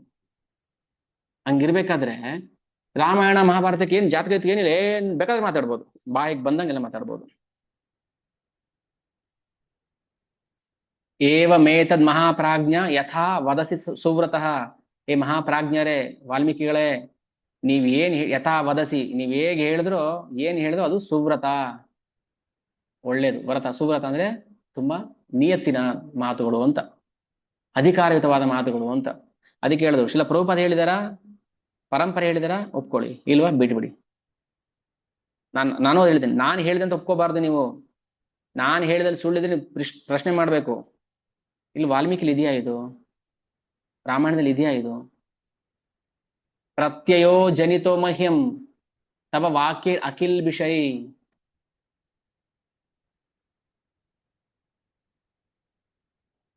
ವಾಲ್ಮೀಕಿಯು ಈ ಪ್ರಕಾರ ಹೇಳಿದ ಬಳಿಕ ಶ್ರೀ ರಘುನಾಥ ಇಂತೆಂದನು, ನೀವು ಹೇಳ್ತಿರುವ ಮಾತು, ಪ್ರತಿಯೊಂದು ಮಾತು ಸರಿಯಾಗಿಯೇ ಇದೆ. ಒಂದು ತಪ್ಪು ಹೇಳಿದ್ರ ಲವಕುಶರು ರಾಮಾಯಣದಲ್ಲಿ ಸೇರಿಸ್ಕೊಂಡು ಏನಾದ್ರು ಹೇಳಿದ್ರ? ಇಲ್ಲ. ಯಾಕಂದ್ರೆ ರಾಮಚಂದ್ರನ್ ಗೊತ್ತಲ್ಲ ಅದು. ರಾಮಚಂದ್ರನಿಗಿಂತ ಮುಂಚೆ ಬಂದವರು ಕೂಡ ಇದ್ದಾರೆ ಅಲ್ಲಿ ಅವತಾರದಲ್ಲಿ. ರಾಮನಿಗಿಂತ ಮುಂಚೆ ದಶರಥನ ಕಾಲದಲ್ಲಿ ಇದ್ದವರೆಲ್ಲರೂ ಇದ್ದಾರೆ, ಮಹಾ ಬ್ರಾಹ್ಮಣರು ಇದ್ದಾರೆ. ಸುಳ್ಳು ಹೇಳಿದ್ರೆ ಬಿಡ್ತಾರ ಹುಡುಗರ್ನ? ಇಷ್ಟ ಬಂದಂಗೆಲ್ಲ ರಾಮಾಯಣ ಅಪಪ್ರಚಾರ ಮಾಡ್ತಾ ಇದ್ದೀರಾ. ಜನಕ್ಕೆ ಹೇಗೆ ಅಂದ್ರೆ ಒಂದು ಬಾಯಿ ಚಪಲ, ಕಂಡವ್ರ ಬಗ್ಗೆ ಮಾತಾಡ್ಬೇಕು, ಅಪಪ್ರಚಾರ ಮಾಡ್ಬೇಕು, ರಾಮಾಯಣದ ಬಗ್ಗೆ ಅಪಪ್ರಚಾರ ಮಾಡ್ಬೇಕು, ಭಗವಂತನ ಬಗ್ಗೆ ಅಪಪ್ರಚಾರ ಮಾಡ್ಬೇಕು, ನಾಲ್ಗೆ ಸೀಳಾಕ್ಬೇಕು.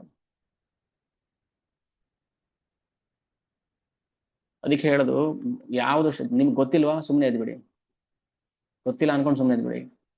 ಗೊತ್ತಿಲ್ಲದೆ ಇದ್ರು ಕೂಡ ಗೊತ್ತಿದೆ ಅಂತ ನಾವೇನ್ ಮಾಡಕ್ ಹೋಗ್ತೀವಿ, ಪ್ರಚಾರ ಮಾಡಕ್ ಹೋಗ್ತೀವಿ.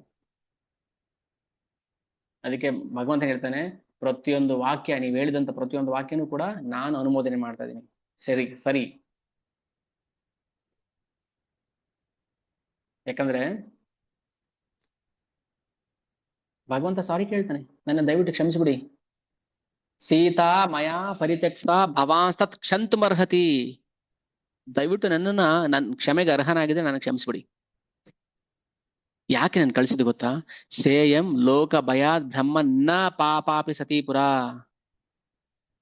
ಸೀತೆ ನಿರ್ದೋಷಿ ಅಂತ ನನಗೆ ಚೆನ್ನಾಗಿ ಗೊತ್ತು, ನಾನು ಅವಳನ್ನ ಡೌಟ್ ಮಾಡ್ಲಿಲ್ಲ. ಇಷ್ಟೆಲ್ಲ ಕೇಳಿ, ಅಯ್ಯೋ ನಾವು ಹೋಗಿ ಸಾಕ್ಷಿ ಹೇಳಿಲ್ಲ ಅಂದ್ರೆ ಈಗ ರಾಮಚಂದ್ರನ್ ಕತೆ ಏನಾಗುತ್ತೆ, ಬನ್ರಿ ಸಾಕ್ಷಿ ಹೇಳೋಣ ಹೋಗಿ. ಇಂದ್ರ ಪ್ರತಿದಿನ ಹೋಗಿ ಪಾಯಸ ಕೊಡ್ತಾ ಇದ್ದ ಸೀತಾ ಮಾತೆಗೆ. ಅಗ್ನಿದೇವ್ ಸಾರಿ.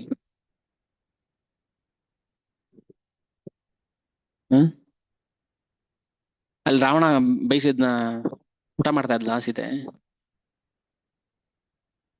ಎಲ್ರು ಬಂದ್ರು, ದೇವತೆಗಳು ದೇವಾ ಸರ್ವೇ ಪರಿಜ್ಞಾಯ ರಾಮಾಭಿಪ್ರಾಯ ಮುತ್ಸುಕಾ ಬ್ರಹ್ಮಣಾಮಗ್ರತ ಕೃತ್ವ.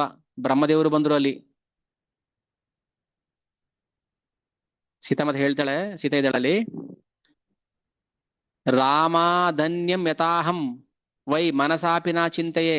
ರಾಮನನ್ನ ಬಿಟ್ಟು ನಾನು ಬೇರೆ ಯಾರನ್ನಾದ್ರೂ ಚಿಂತನೆ ಮಾಡಿದ್ರೆ ತಥಾ ಮೇ ಧರಣಿ ದೇವಿ ವಿವರಂ ದಾತುಮರ್ಹತಿ.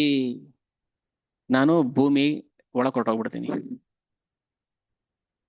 ತಥಾ ಮೇ ಧರಣಿ ದೇವಿ ವಿವರಂ ದಾತುಮರ್ಹತಿ.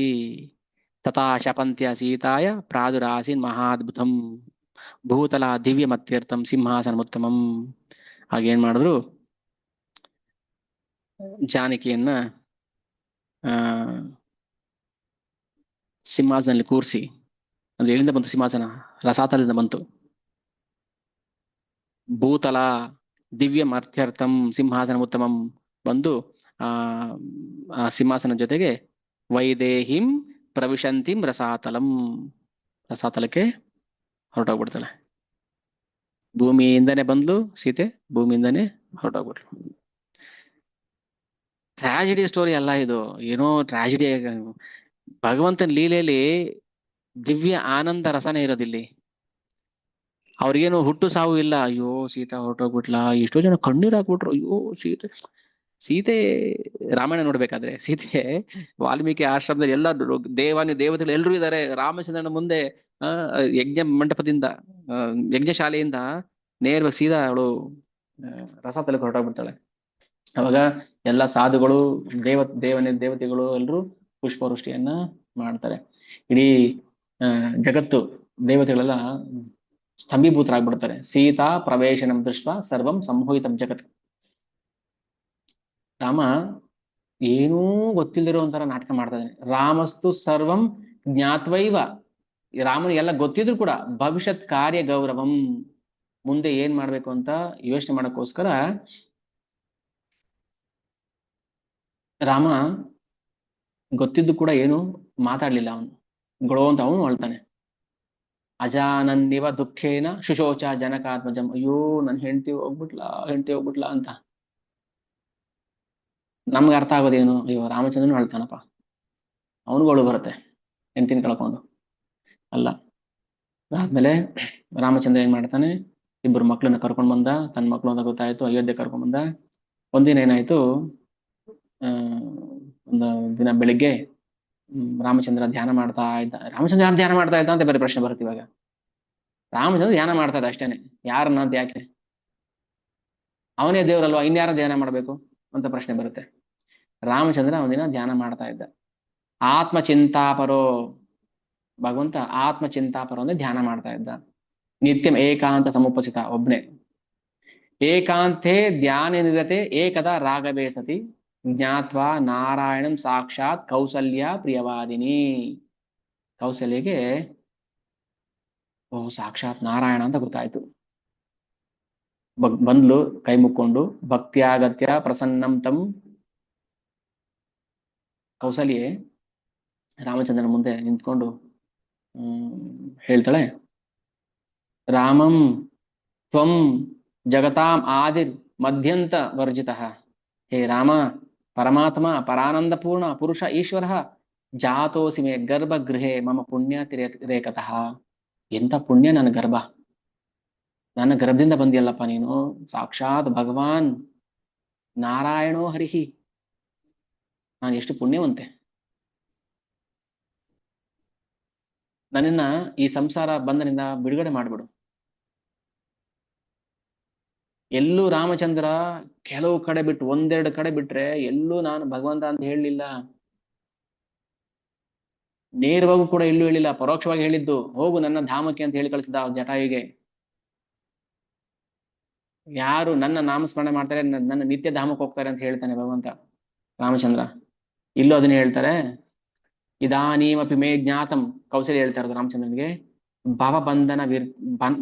ಭವಬಂಧನ ನಿವರ್ತಕಂ ಯಥಾ ಸಂಕ್ಷೇಪತೋ ಭೂಯ ತಥಾ ಬೋಧಯ ಮಾಂ ವಿಭೋ. ಏ ವಿಭೋ, ದೇವ್ರೆ ದಯವಿಟ್ಟು ನನಗೆ ಜ್ಞಾನೋದಯ ಆಗುವಂತ ಉಪದೇಶ ಮಾಡು. ಇಲ್ಲಿ ಮಗ ಅಂತ ಮಾತಾಡ್ತಾ ಇಲ್ಲ, ಭಗವಂತ ಅಂತ ಮಾತಾಡ್ತಾ ಇದ್ದಾಳೆ. ದಯಾಲು ಪ್ರಾಹ ಧರ್ಮಾತ್ಮ ಜರಾ ಜರ್ಜಿರತಾಂ ಶುಭಾಂ.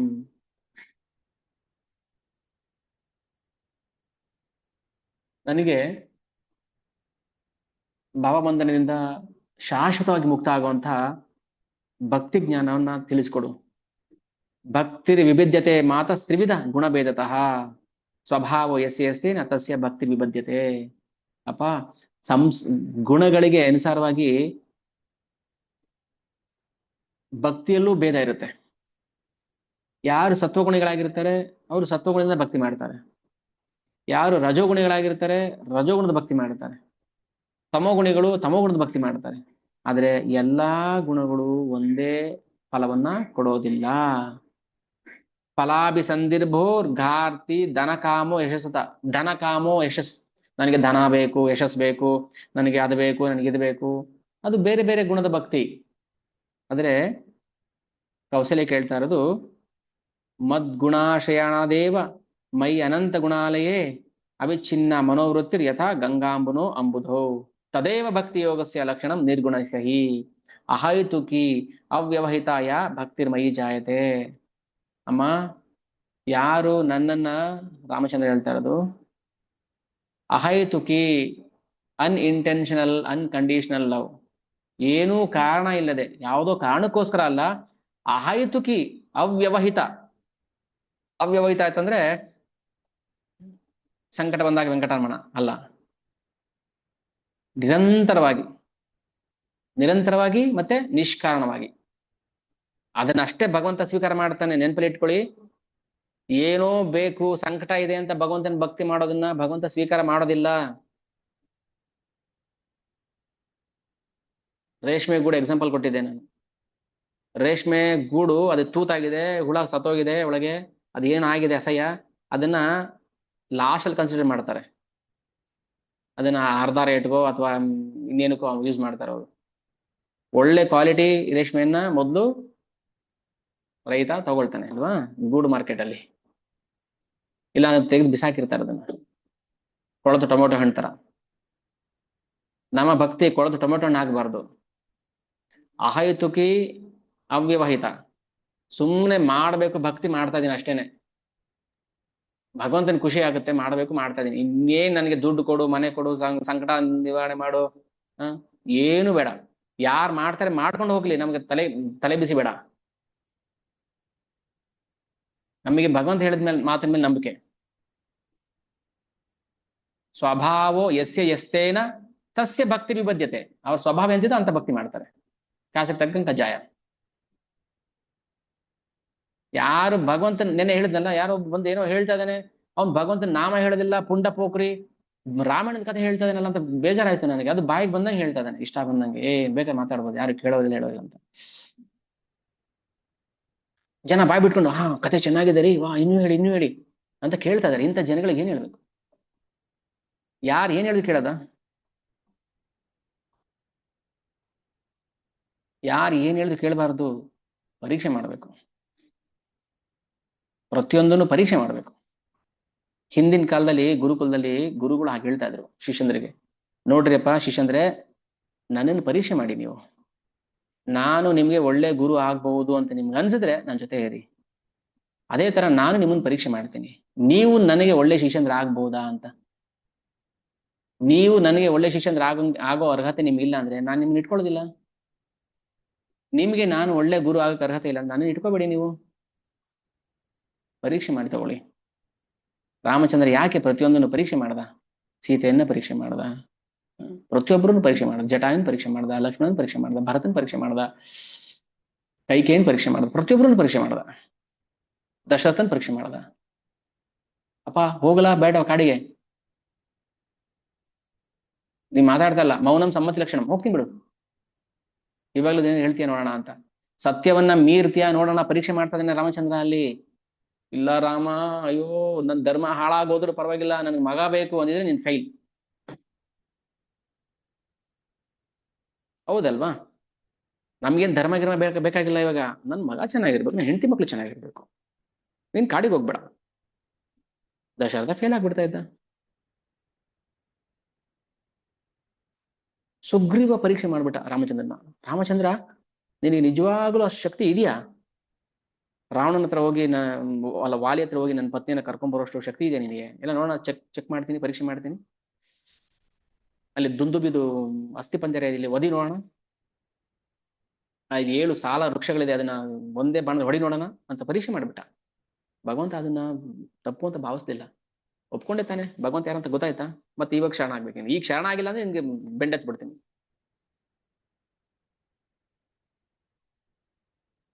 ಭಗವಂತ ಯಾರಂತ ಗೊತ್ತಾದ್ಮೇಲೆ ಶರಣ ಆಗಿಲ್ಲ ಅಂತಂದ್ರೆ ಭಗವಂತ ಸುಮ್ಮನೆ ಬಿಡೋದಿಲ್ಲ.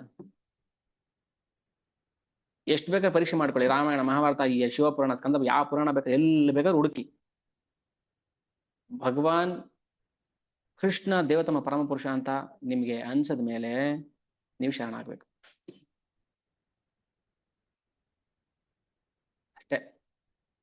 ಭಗವಂತ ಕೇಳೋದು. ಅದಕ್ಕೆ ಕೌಸಲ್ಯ ಶರಣ ಆಗ್ತದಾಳೆ. ಭಗವಂತ ಹೇಳ್ತದಾನೆ,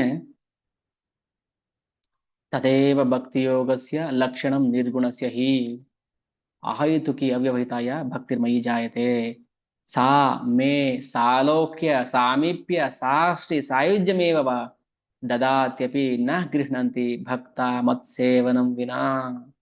ಮತ್ಸೇವನಂ ವಿನಾ, ನನ್ನ ಭಕ್ತರು ನನ್ನ ಸೇವೆಯನ್ನ ಬಿಟ್ಟು ಯಾವ ಮೋಕ್ಷವನ್ನು ಕೂಡ ಅವರು ಬಯಸೋದಿಲ್ಲ. ದದಾತ್ಯಪಿ, ನಾನ್ ಕೊಟ್ರು ಕೂಡ, ದದಾತಿ ಅಂದ್ರೆ ಕೊಡುತ್ತೇನೆ, ಅಪಿ ಕೊಡ್ತಾನೆ ಆದ್ರೂ, ನಾನ್ ಕೊಡ್ತೀನಿ ಆದ್ರೂ ನ ಗೃಹಣಂತಿ, ಅವ್ರಿಗೆ ಬೇಡ. ಸಾಲೋಕ್ಯ ಮೋಕ್ಷ ಬೇಕಾ? ಬೇಡ. ಸಾಮೀಪ್ಯ ಬೇಡ. ಸಾರೂಪ್ಯ ಬೇಡ. ನನಗೆ ಇನ್ನೇನ್ ಬೇಕು? ಭಕ್ತ ಮತ್ ಸೇವನಂ ವಿನಾ, ನನ್ನ ಸೇವೆಯನ್ನ ಬಿಟ್ಟು ಬೇರೆಯವನೇನು ಕೂಡ ಬಯಸೋದಿಲ್ಲ. ಅದಕ್ಕೆ ನಾವು ಭಗವಂತನ ಪ್ರೇಮ ಭಕ್ತಿಯನ್ನು ಅಷ್ಟೇ ಮಾಡ್ಬೇಕು. ಅಮ್ಮ ಭಾಮಿನಿ, ಅಮ್ಮ ಸಾ ಏವಾತ್ಯಂತಿಕೋ ಯೋಗೋ ಭಕ್ತಿ ಮಾರ್ಗಸ್ಯ ಭಾಮಿನಿ. ಏವಾತ್ಮತ್ಯಂತಿಕೋ ಅಂದ್ರೆ ಹೈಯೆಸ್ಟ್ ಯೋಗ, ಟಾಪ್ ಮೋಸ್ಟ್ ಯೋಗ, ಭಕ್ತಿ ಮಾರ್ಗಸ್ಯ ಭಾಮಿನಿ. ಭಗವಂತನ ಬಾಯಿಂದನೇ ಬರ್ತಾ ಇದೆ ಭಕ್ತಿ ಮಾರ್ಗ. ಯಾವ ಒಂದು ದರ್ಶನ ಮುಟ್ಟಾಳ್ರು, ಅಯ್ಯೋ ನಾವು ಭಕ್ತಿ ಮಾಡಂಗಿಲ್ಲ ರೀ, ನಾವು ಜ್ಞಾನ ಯೋಗದಲ್ಲೇ ಬರ್ಬೇಕು, ನಾವು ಕರ್ಮಯೋಗದಲ್ಲೇ ಬರ್ಬೇಕು. ಮದ್ಭಾವಂ ಪ್ರಾಪ್ನುಯಾತ್ತೇನ ಅತಿಕ್ರಮ್ಯ ಗುಣತ್ರಯಂ. ಅದಕ್ಕೋಸ್ಕರ ಇಲ್ಲಿ ಹೇಳ್ತೇನೆ ನೋಡಿ, ಕರ್ಮಯೋಗೇನ ಶಸ್ತೇನ ವರ್ಜಿತೇನ ವಿಹಿಂಸನಾತ್.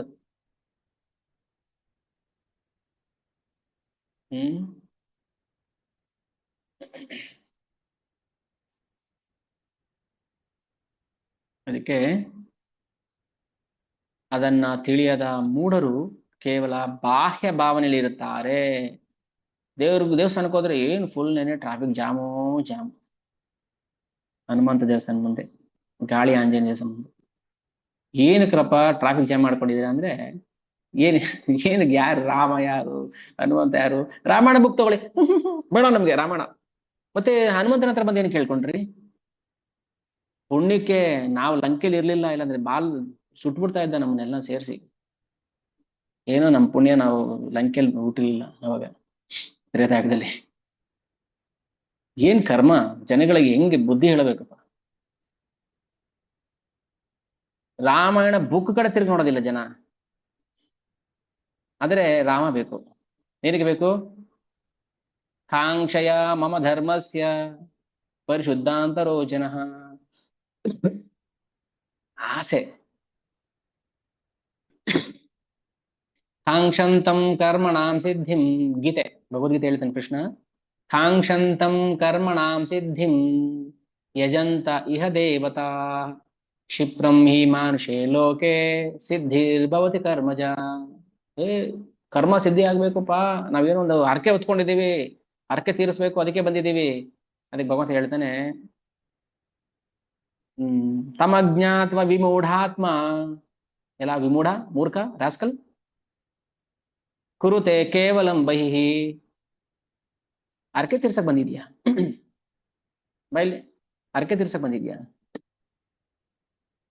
ಮಕ್ಕಳಾಯ್ತು ದೇವ್ರೆ, ಮಕ್ಕಳಾಯ್ತು ತಗೋ 100 ರೂಪಾಯಿ, ಮನೆ ಕಟ್ಟಿದೆ ತಗೋ 100 ರೂಪಾಯಿ. ಭಗವಂತಂಗೆ ಲಂಚ. ಕೊಡಿ ಕೊಡಿ, ಎಷ್ಟೆಷ್ಟು ಲಂಚ ಕೊಡ್ತೀವಿ ಎಲ್ಲ ಭಗವಂತ ಇಟ್ಕೊಂಡಿರ್ತಾನೆ ಒಟ್ಟಿಗೆ. ಭಗವಂತನಿಗೆ ಲಂಚ. ಹರಕೆ ತಗೊಳ್ಳಿ, ಹರಕೆ ತೀರ್ಸೋಣ. ಭಗವಂತನ ಹರಕೆ ಯಾವಾಗ ಗೊತ್ತಾ ತೀರ್ಸಕ್ಕಾಗೋದು? ಫಸ್ಟ್ ಗುರು ಆಶೆಗೆ ಬರ್ಬೇಕು. ಗುರು ಬೇಡ ನಮ್ಗೆ, ಗುರಿ ಇಲ್ಲ ಏನು, ಇಷ್ಟ ಬಂದಂಗೆ ತಿನ್ನು, ಇಷ್ಟ ಬಂದಂಗೆ ಮಜಾ ಮಾಡು, ಹರಕೆ ಹಾಕ್ಬಿಡು ಉಂಡಿಗೆ ಹೋಗಿ. ತಮಜ್ಞಾತ್ವ ವಿಮೂಢಾತ್ಮ ಕುರುತೆ ಕೇವಲಂ ಬಹಿ. ತಾಯಿ ಅಮ್ಮನ್ಗೆ ಹೇಳ್ತಾ ಇರೋದು, ಕೌಸಲ್ಯಗೆ, ಅನೇಕ ಕ್ರಿಯೆಯಿಂದ ಉತ್ಪನ್ನವಾದ ಅನೇಕ ಪದಾರ್ಥಗಳಿಂದಲೂ ಕೂಡ ನನಗೆ ಸಂತೋಷವಾಗುವುದಿಲ್ಲ ತಾಯಿ. ನಾ ಬ ಸಂತೋಷಣಂ. ನೀನ್ ಏನೇ ಹಾಕು, ಹುಂಡಿ ಕಾಸು ಹಾಕು, ಹುಂಡಿಗೆ ಚಿನ್ನದ ಗಟ್ಟಿ ಹಾಕು, ಹರಕೆ ಕೊಡು, ರೇಷ್ಮೆ ಸೀರೆನೆ ಕೊಡು, ಏನೇ ಕೊಡು, ಕೋಳಿ ಕುರಿನೇ ಕೊಡು, ಏನ್ ಕೊಟ್ರು ನನ್ ಸಂತೋಷ ಆಗೋದಿಲ್ಲಪ್ಪ. ಮತ್ ಜನ ಮಾಡ್ತಾರಲ್ಲ, ನಾನೇನ್ ಮಾಡ್ಲಿ ಅದಕ್ಕೆ? ನಾನು ಹೇಳಿದ್ದೀನಿ, ರಾಮಾಯಣ ಹೇಳಿದೀನಿ, ಭಗವದ್ಗೀತೆ ಹೇಳಿದೀನಿ, ಭಾಗವತಮ ಹೇಳಿದೀನಿ, ಜನ ಓದಿಲ್ಲ, ನಾನೇನ್ ಮಾಡ್ಲಿ? ನಾನು ಬೋರ್ಡ್ ಈಗ ಟ್ರಾಫಿಕ್ ಸಿಗ್ನಲ್ ಬೋರ್ಡ್ ಹಾಕಿರ್ತಾರೆ, ಇಲ್ಲಿ ಏಕಮುಖ ಪ್ರವೇಶ, ಒನ್ ವೇ, ಅಥವಾ ಸಿಗ್ನಲ್ ಕ್ರಾಸ್. ನೀನ್ ಜಂಪ್ ಮಾಡ್ಬಿಟ್ಟು ನೀನ್ ಆಕ್ಸಿಡೆಂಟ್ ಮಾಡ್ಕೊಂಡು ಸತ್ರೆ ನಾನೇನಪ್ಪ, ಸರ್ಕಾರ ಏನಪ್ಪ ಮಾಡತ್ತೆ? ಟ್ರಾಫಿಕ್ ರೂಲ್ಸ್ ಬ್ರೇಕ್ ಮಾಡಿ ನಿನ್ಗೆ ಇಷ್ಟ ಬಂದಂಗೆ ಗಾಡಿ ಅಡ್ಡಾದಿಡ್ಡಿ ಓಡಿಸ್ಬಿಟ್ಟು ಆಕ್ಸಿಡೆಂಟ್ ಮಾಡ್ಕೊಂಡ್ರೆ ನಾನೇನ್ ಮಾಡ್ಲಿ? ಆ? ಯಾರು ಹೇಳಿದ್ರು ಹರಕೆ ಕೊಡು ಅಂತ? ಯಾವನು ಮಾಡ್ತಾನೆ ಮೂರ್ಖ ಮುಟ್ಟಾಳ ಅಂದ್ರೆ ನಾವ್ ಮಾಡ್ಬೇಕು ಅದನ್ನ? ಭಗವಂತ ಏನ್ ಕೇಳ್ತಾನೆ ಅದನ್ನ ಅಷ್ಟೇ ಬೇಕಾಗಿರೋದು.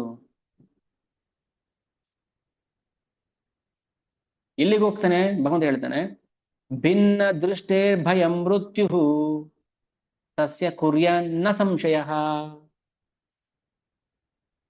ರಾಮ ಮತ್ತು ಕೌಸಲ್ಯರ ಸಂವಾದ. ಯಾರಾದ್ರೂ ನನ್ನ ಭಕ್ತಿ ಸೇವೆಯನ್ನ ಬಿಟ್ಟು ಅದು ಇದು ಆಳು ಮೂಳು ಕಸ ಕಡ್ಡಿ ಅಂತ ಹೋದ್ರೆ, ಭಿನ್ನ ದೃಷ್ಟೇರ್ ಭಯಂ ಮೃತ್ಯು ತಸ್ಯ ಕುರ್ಯನ್ ನ ಸಂಶಯ, ಅನ್ಡೌಟೆಡ್ಲಿ, ಸಂಶಯನೇ ಇಲ್ಲ, ಅವನು ನರಕಕ್ಕೆ ಹೋಗ್ತಾನೆ. ಯಾರು ಹೋಗ್ಬೇಕಪ್ಪ ನರಕಕ್ಕೆ? ಹೋಗೋದು ಎಷ್ಟು ಸುಲಭ ನೋಡಿ, ತುಂಬಾ ಸುಲಭ ಅಲ್ವಾ? ಭಗವಂತನ ಮರ್ತ್ಬಿಟ್ಟು ನಮ್ಗೆ ಇಷ್ಟ ಬಂದಂಗೆ ನರಕ ಹೋಗ್ಬಿಡ್ತೀವಿ ನಾವು. ಅದ್ರ ಭಕ್ತಿ ತುಂಬಾ ಕಷ್ಟ ರೀ. ಅಯ್ಯೋ ಕಷ್ಟ, ಯಾಕೆ ಬೆಳಿಗ್ಗೆ ಬ್ರಾಹ್ಮಿ ಮುಹೂರ್ತದಲ್ಲಿ ಹೇಳಬೇಕು, ಅದೇನು ತಣ್ಣೀರ್ ಸ್ನಾನ ಬೇರೆ ಮಾಡ್ಬೇಕಂತೆ, ಅದನ್ನ ಜಪ ಗಿಪ ಮಾಡ್ಬೇಕಂತೆ, ಆ ಮಾಲೆ ತಿರ್ಗ್ಸಕ್ ಭಯ ಬರೋದಿಲ್ಲ ನಮ್ಗೆ, ಮಂತ್ರ ಹೇಳಕ್ ಬರೋದಿಲ್ಲ, ಬಾಯಿ ತಿರ್ಗಲ್ಲ, ಅಯ್ಯೋ ಇಷ್ಟು ಕಷ್ಟ ಇದೆ.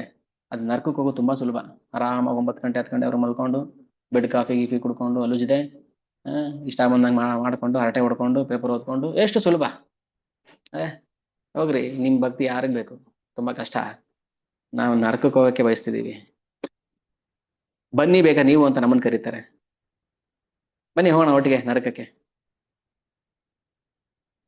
ಮಾಮತಃ ಸರ್ವಭೂತೇಷು ಪರಿಚ್ಛಿನ್ನೇಷು ಸಂಸ್ಥಿತಂ ಏಕಂ ಜ್ಞಾನೇನ ಮಾನೇನ ಮೈತ್ರ್ಯಾಚಾರ್ಚೇದಭಿನ್ನದೀಃ ಚೇತಸೈವಾನಿಶಂ ಸರ್ವ ಭೂತಾನಿ ಪ್ರಣಮೇತ್ಸುತಿ ಜ್ಞಾತ್ವಾ ಮಾಂ ಚೇತನಂ ಶುದ್ಧಂ ಜೀವರೂಪೇಣ ಸಂಸ್ಥಿತಂ. ಅಮ್ಮ, ಪ್ರತಿಯೊಂದು ಜೀವಿಯಲ್ಲೂ ಪ್ರತಿಯೊಂದು ವಸ್ತುವಿನಲ್ಲೂ ನಾನು ಇದ್ದೀನಿ ಅಂತ ಭಾವಿಸ್ಕೊಂಡು,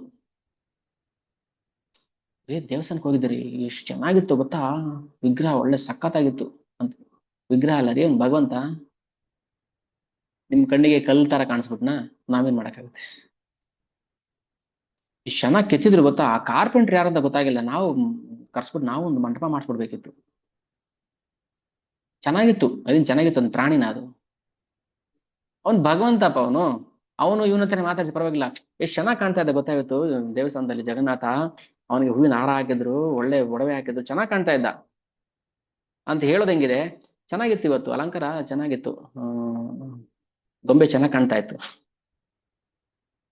ಕಣ್ಣಿಗೆ ಗೊಂಬೆನೇ ಕಾಣಿಸೋದು ಅವನು. ಅದಕ್ಕೆ ಭಗವಂತ ಹೇಳ್ತಾ ಇದ್ದಾನೆ, ಏಕಂ ಜ್ಞಾನೇನ ಮಾನೇನ ಮೈತ್ರ್ಯ ಚಾರ್ಜದ ಅಭಿನ್ನದೀಹಿ. ಅಭಿನ್ನ ಅಂದ್ರೆ ನನಗೂ ನನ್ನ ವಿಗ್ರಹಕ್ಕೂ ಯಾವ ಭೇದ ಇಲ್ಲ, ನಾನೇ ಅದು, ಅವನು ಅವನೇ ನಾನು.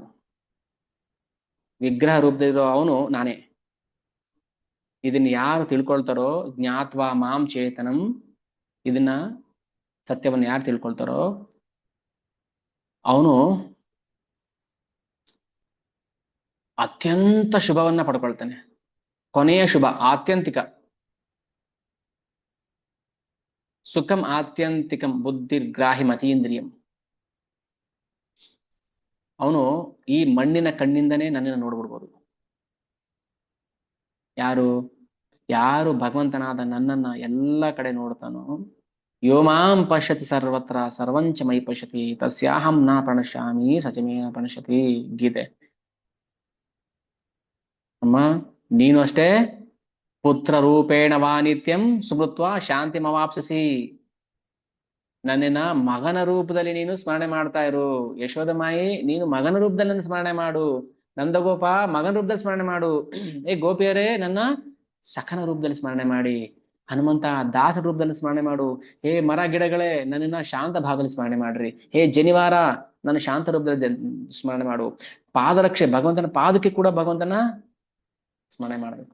ಪ್ರತಿಯೊಬ್ರು, ನಾನು ನೀವು ಅಷ್ಟೇ ಅಲ್ಲ, ಪ್ರತಿಯೊಬ್ರು ಕೂಡ ಭಗವಂತ ಸ್ಮರಣೆ ಮಾಡ್ಬೇಕು. ಅಮ್ಮ ಆಗ್ಲಿ ಯಾರೇ ಆಗ್ಲಿ, ಭಗವಂತನ ಅಮ್ಮ ಇಲ್ಲ, ಯಾರು ಅಮ್ಮ ಅಪ್ಪ ಇಲ್ಲ, ಭಕ್ತರು ಅವರು. ಪುತ್ರ ರೂಪೇಣ ಅದೇನು, ಮಗನ ರೂಪದಲ್ಲಿ ನನ್ನ ನಿತ್ಯಂ ಸ್ಮೃತ್ವ, ಪ್ರತಿದಿನ ನಾನು ಸ್ಮರಣೆ ಮಾಡ್ಬೇಕು. ಇಷ್ಟು ಹೇಳಿದ್ಮೇಲೆ ಏನಾಗುತ್ತೆ, ರಾಮಂ ಸದಾ ಹೃದಯ ಧ್ಯಾತ್ವ ಚಿತ್ವಾ ಸಂಸಾರ ಬಂಧನಂ.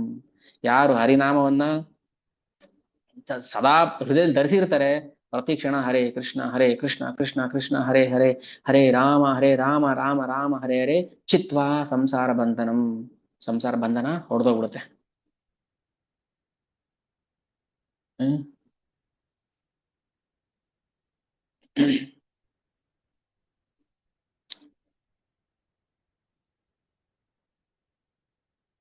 ಎಲ್ಲ ತಾಯಂದ್ರು ಕೂಡ ಭಗವಂತನ ಧ್ಯಾನ ಮಾಡಿ, ಈವನ್ ಕೈಕೇಯಿನೂ ಕೂಡ, ಕೈಕೇಯು ಮೋಕ್ಷವನ್ನೇ ಪಡ್ಕೊಂಡ್ರು. ಕೈಕೇಯಿ ಚಾಪಿ ಯೋಗಂ ರಘುಪತಿ ಗದಿತಂ ಪೂರ್ವಮೇವಾದಿಗಮ್ಯ, ಶ್ರದ್ಧಾ ಭಕ್ತಿ ಪ್ರಶಾಂತ ಹೃದಯ ರಘುತಿಲಕಂ ಭಾವಯಂತಿ ಗತಾಸು. ಗತ್ವಾ ಹೋದ್ಲು ನನ್ನ ಧಾಮಕ್ಕೆ, ಗತ್ವಾ ಹೋದಳು. ಕೈಕೇನು ಕೂಡ ನನ್ನ ಧಾಮಕ್ಕೆ ಹೋದ್ಲು. ತಪ್ಪು ಮಾಡಿಲ್ವಾ ಅವಳು? ತಪ್ಪೇಲ್ ಮಾಡಿದ್ಲು ಅವಳು? ಮಾಡಿದ್ ಒಳ್ಳೇದಾಯ್ತಲ್ಲ. ಮಾಡೋ ಕ್ರಿಯೆ ಎಲ್ಲಪ್ಪ ಮುಖ್ಯ, ಅದ್ರ ರಿಸಲ್ಟ್ ಮುಖ್ಯ. ಸರ್, ನಾನ್ ಸ್ಕೂಲ್ ಇದ್ದಾಗ ನನ್ನ ಮೇಷ್ಟ್ರು ಕಪಾಳಕ್ 4 ಬಾರ್ಸಿದ್ರು ಸರ್. ಬಾರ್ಸ್ಕೊಂಡು ಹೆಂಗ್ ಬಂದಿತ್ತು ಗೊತ್ತಾ? ಸಿಕ್ಕಿದ್ರೆ ಅವ್ರು ಕಂಬಕ್ಕೆ ಕಟ್ಟಾಕ್ಬಿಡ್ತೀನಿ ಅಲ್ಲ, ಅವ್ರು ಬಾರ್ಸಿದಕ್ಕೆ ನೀನ್ ಪಾಸ್ ಆಗಿದ್ದು. ಅವ್ರು ಬಾರ್ಸಿಲ್ಲ ಅಂದ್ರೆ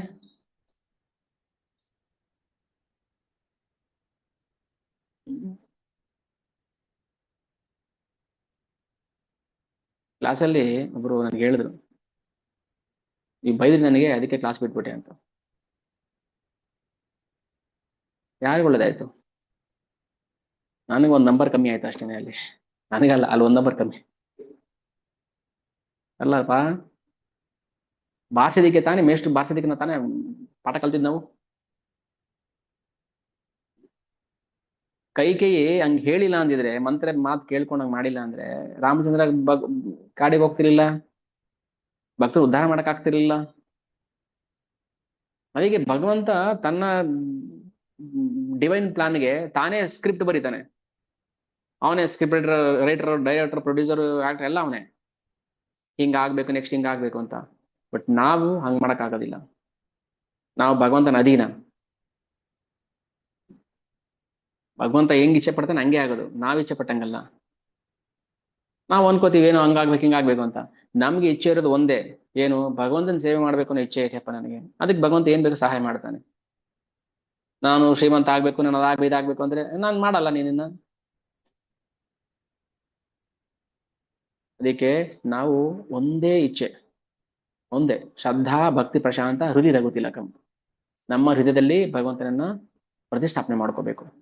ಇಷ್ಟು ಹೇಳಿದ್ಮೇಲೆ ಸಮಯ ಆಯ್ತಲ್ಲ, ಓಕೆ, ಇನ್ನೊಂದು ಸ್ವಲ್ಪ ಹೇಳ್ಬಿಟ್ಟು ಮುಗಿಸೋಣ. ಅದಾದ್ಮೇಲೆ ರಾಮಚಂದ್ರ 11,000 ವರ್ಷ ರಾಜ್ಯಭಾರ ಮಾಡಿ, ಅಷ್ಟೊತ್ ಕಾಲ ಬರ್ತಾನೆ. ಕಾಲ ಬಂದು ಆ ರಾಮಚಂದ್ರನ ಅವತಾರಕ್ಕೆ ಸಮಯ ಆಯ್ತು, ಅಂದ್ರೆ ಅವತಾರ ಸಮಾಪ್ತಿ ಮಾಡೋ ಸಮಯ ಆಯ್ತಪ್ಪ ಅಂತ ಹೇಳಿ ರಾಮಚಂದ್ರನ ರಿಕ್ವೆಸ್ಟ್ ಮಾಡ್ಕೊಳ್ತಾನೆ. ಸೊ ನೀನ್ ಇಚ್ಛೆ ಪಟ್ರೆ ಏನಂದ್ರೆ, ಅಹಂ ಹಿ ಪೂರ್ವಜೋ ದೇವ ತವ ಪುತ್ರ ಪರಂತಪ, ಮಾಯಾ ಸಂಗಮಜೋ ವೀರ ಕಾಲ ಸರ್ವಾರ ಸ್ಮೃತಃ.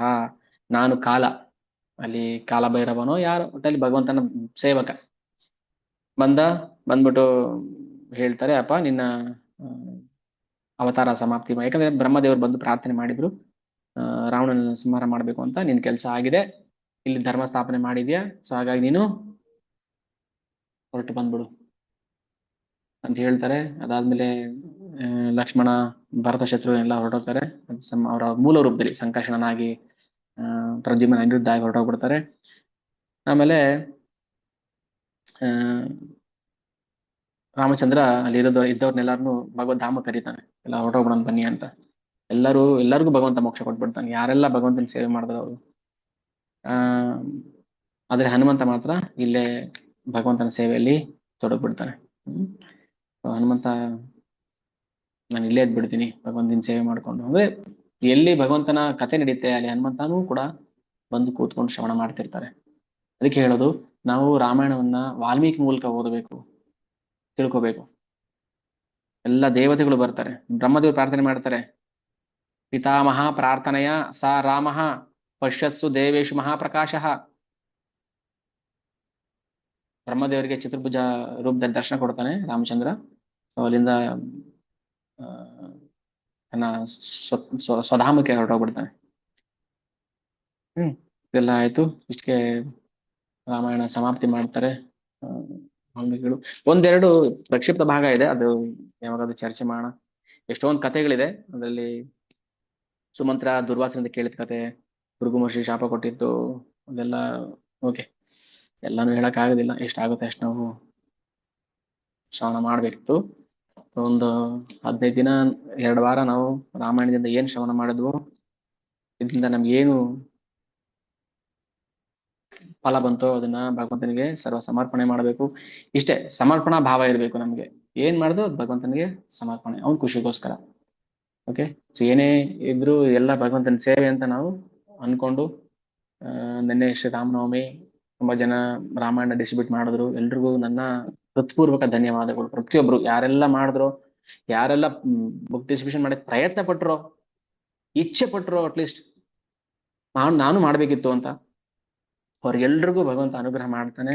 ಸೊ ಆದಷ್ಟು ನಾವು ಹೆಚ್ಚು ಹರಿನಾಮವನ್ನು ಸ್ಮರಣೆ ಮಾಡಬೇಕು, ಹರಿನಾಮ ಹೇಳಬೇಕು. ಯಾವ ಲೌಕಿಕ ಜನರ ಮಾತುಗಳು ನಮ್ಗೆ ಬೇಡ. 1000 ಜನ 1000 ತರ ಹೇಳ್ಬೋದು, ನಮ್ಗೆ ಬೇಕಾಗಿಲ್ಲ. ನಾವು ಭಗವಂತನ ನಾಮ, ಧ್ಯಾನ, ಸ್ಮರಣೆ, ಸೇವೆ ಇಷ್ಟಲ್ಲೇ ನಾವು ಕೊಡಬೇಕು. ಅದನ್ನೇ ಕೌಸಲ್ಯ ಹೇಳಿದ್ದು, ನನ್ನ ಸ್ಮರಣೆಯಲ್ಲಿ ನೀನು ಯಾವಾಗ್ಲೂ ಇದ್ಬಿಡು. ಇದು ಭಗವಂತನ ಆಜ್ಞೆ. ಅದಕ್ಕೆ ರಾಮಾಯಣಂ ಜನ ಮನೋಹರಂ ಆದಿಕಾವ್ಯಂ, ಕೊನೇ ಮಾತಿದು. ಬ್ರಹ್ಮಾದಿಭಿ ಸುರವರೈರಪಿ ಸಂಸ್ತುತಂ ಚ. ಶಿವ ಪಾರ್ವತಿಗೆ ರಾಮಾಯಣ ಹೇಳ್ತಾನೆ ಗೊತ್ತಾ. ನಾನು ಕೂಡ ರಾಮಾಯಣ ಓದ್ಬೇಕು ಅಂತ ಆಸೆ ಆಗ್ತಾ ಇದೆ ಪಾರ್ವತಿ ಅಂತ. ನಾನು ರಾಮಾಯಣ ಶ್ರವಣ ಮಾಡ್ಬೇಕು. ಕೈಲಾಸಕ್ಕೆ ಬಂದವ್ರಿಗೆಲ್ಲರೂ ರಾಮಾಯಣ ಹೇಳಿ ಕಳಿಸ್ಬೇಕು. ರಾಮನಾಮ ಹೇಳು, ರಾಮನಾಮ ಹೇಳು ಅಂತ. ನಾನು ರಾಮನಾಮನೇ ಹೇಳ್ತೀನಿ. ಶ್ರೀರಾಮ ರಾಮ ರಾಮೇತಿ ರಮೇ ರಾಮೇ ಮನೋರಮೆ. ಇಲ್ಲಿ ಹೇಳ್ತಾರೆ, ಯಾರು ಶ್ರದ್ಧಾನ್ವಿತ ಪಠತಿ, ಶ್ರದ್ಧೆಯಿಂದ ಯಾರು ಓದ್ತಾರೋ, ಶೃಣು, ಯಾರು ಅದನ್ನ ಕೇಳಿಸ್ಕೊಳ್ತಾರೋ, ನಿತ್ಯಂ ವಿಷ್ಣು ಪ್ರಯಾತಿ ಸದನಂ ಸಾ ವಿಶುದ್ಧ ದೇಹ. ಈ ದೇಹ ಅಲ್ಲ, ವಿಶುದ್ಧ ದೇಹದಿಂದ ಅಂದ್ರೆ ಅಲೌಕಿಕ ಶರೀರದಿಂದ ನಾವು ಭಗವದ್ಧಾಮಕ್ಕೆ ಹೋಗ್ಬಹುದು. ಭಗವಂತನೇ ಹೇಳ್ತಾನೆ, ರಾಮಾಯಣಂ ಜನ ಮನೋಹರಂ ಆದಿಕಾವ್ಯಂ ಅತಿ ಪ್ರಸನ್ನಶ್ಚ ಸದಾ ಸಮೀಪೆ ಸೀತಾ ಸಮೇತ ಶ್ರಿಯ ಮಾತನೋತಿ. ಯಾರು ಶ್ರೋತುಶ್ಚ ಕೇಳಿಸ್ಕೊಳ್ತಾರೋ, ಭಕ್ತಿಯ, ನೋಡಿ ಭಕ್ತಿಯಿಂದ ಕೇಳಿಸ್ಕೋಬೇಕು. ಲಿಖಿತಶ್ಚ ರಾಮ, ಯಾರು ರಾಮನಾಮವನ್ನು ಹೇಳ್ತಾರೋ, ಬರೀತಾರೋ, ಕೇಳಿಸ್ಕೊಳ್ತಾರೋ, ಎಲ್ರಿಗೂ ಕೂಡ ಭಗವಂತನ ಅನುಗ್ರಹ ಆಗುತ್ತೆ. ಸೊ ಹೀಗೆ ಕೇಳಿದವ್ರಿಗೂ ಎಲ್ರಿಗೂ ಭಗವಂತ ಅನುಗ್ರಹ ಮಾಡ್ತಾನೆ. ಸೊ ಆ ಧೈರ್ಯ, ನಂಬಿಕೆ, ಅಂದ್ರೆ ಆ ಶ್ರದ್ಧೆ, ಪ್ರೀತಿಯಿಂದ ನಾವೆಲ್ಲರೂ ಶ್ರವಣ ಮಾಡ್ಬೇಕು. ಓಕೆ, ಇಲ್ಲಿಗೆ ನಾನು ನಿಲ್ಲಿಸ್ತೀನಿ. ಏನಾದ್ರು ಪ್ರಶ್ನೆಗಳಿದ್ರೆ ದಯವಿಟ್ಟು ಕೇಳ್ಬೋದು.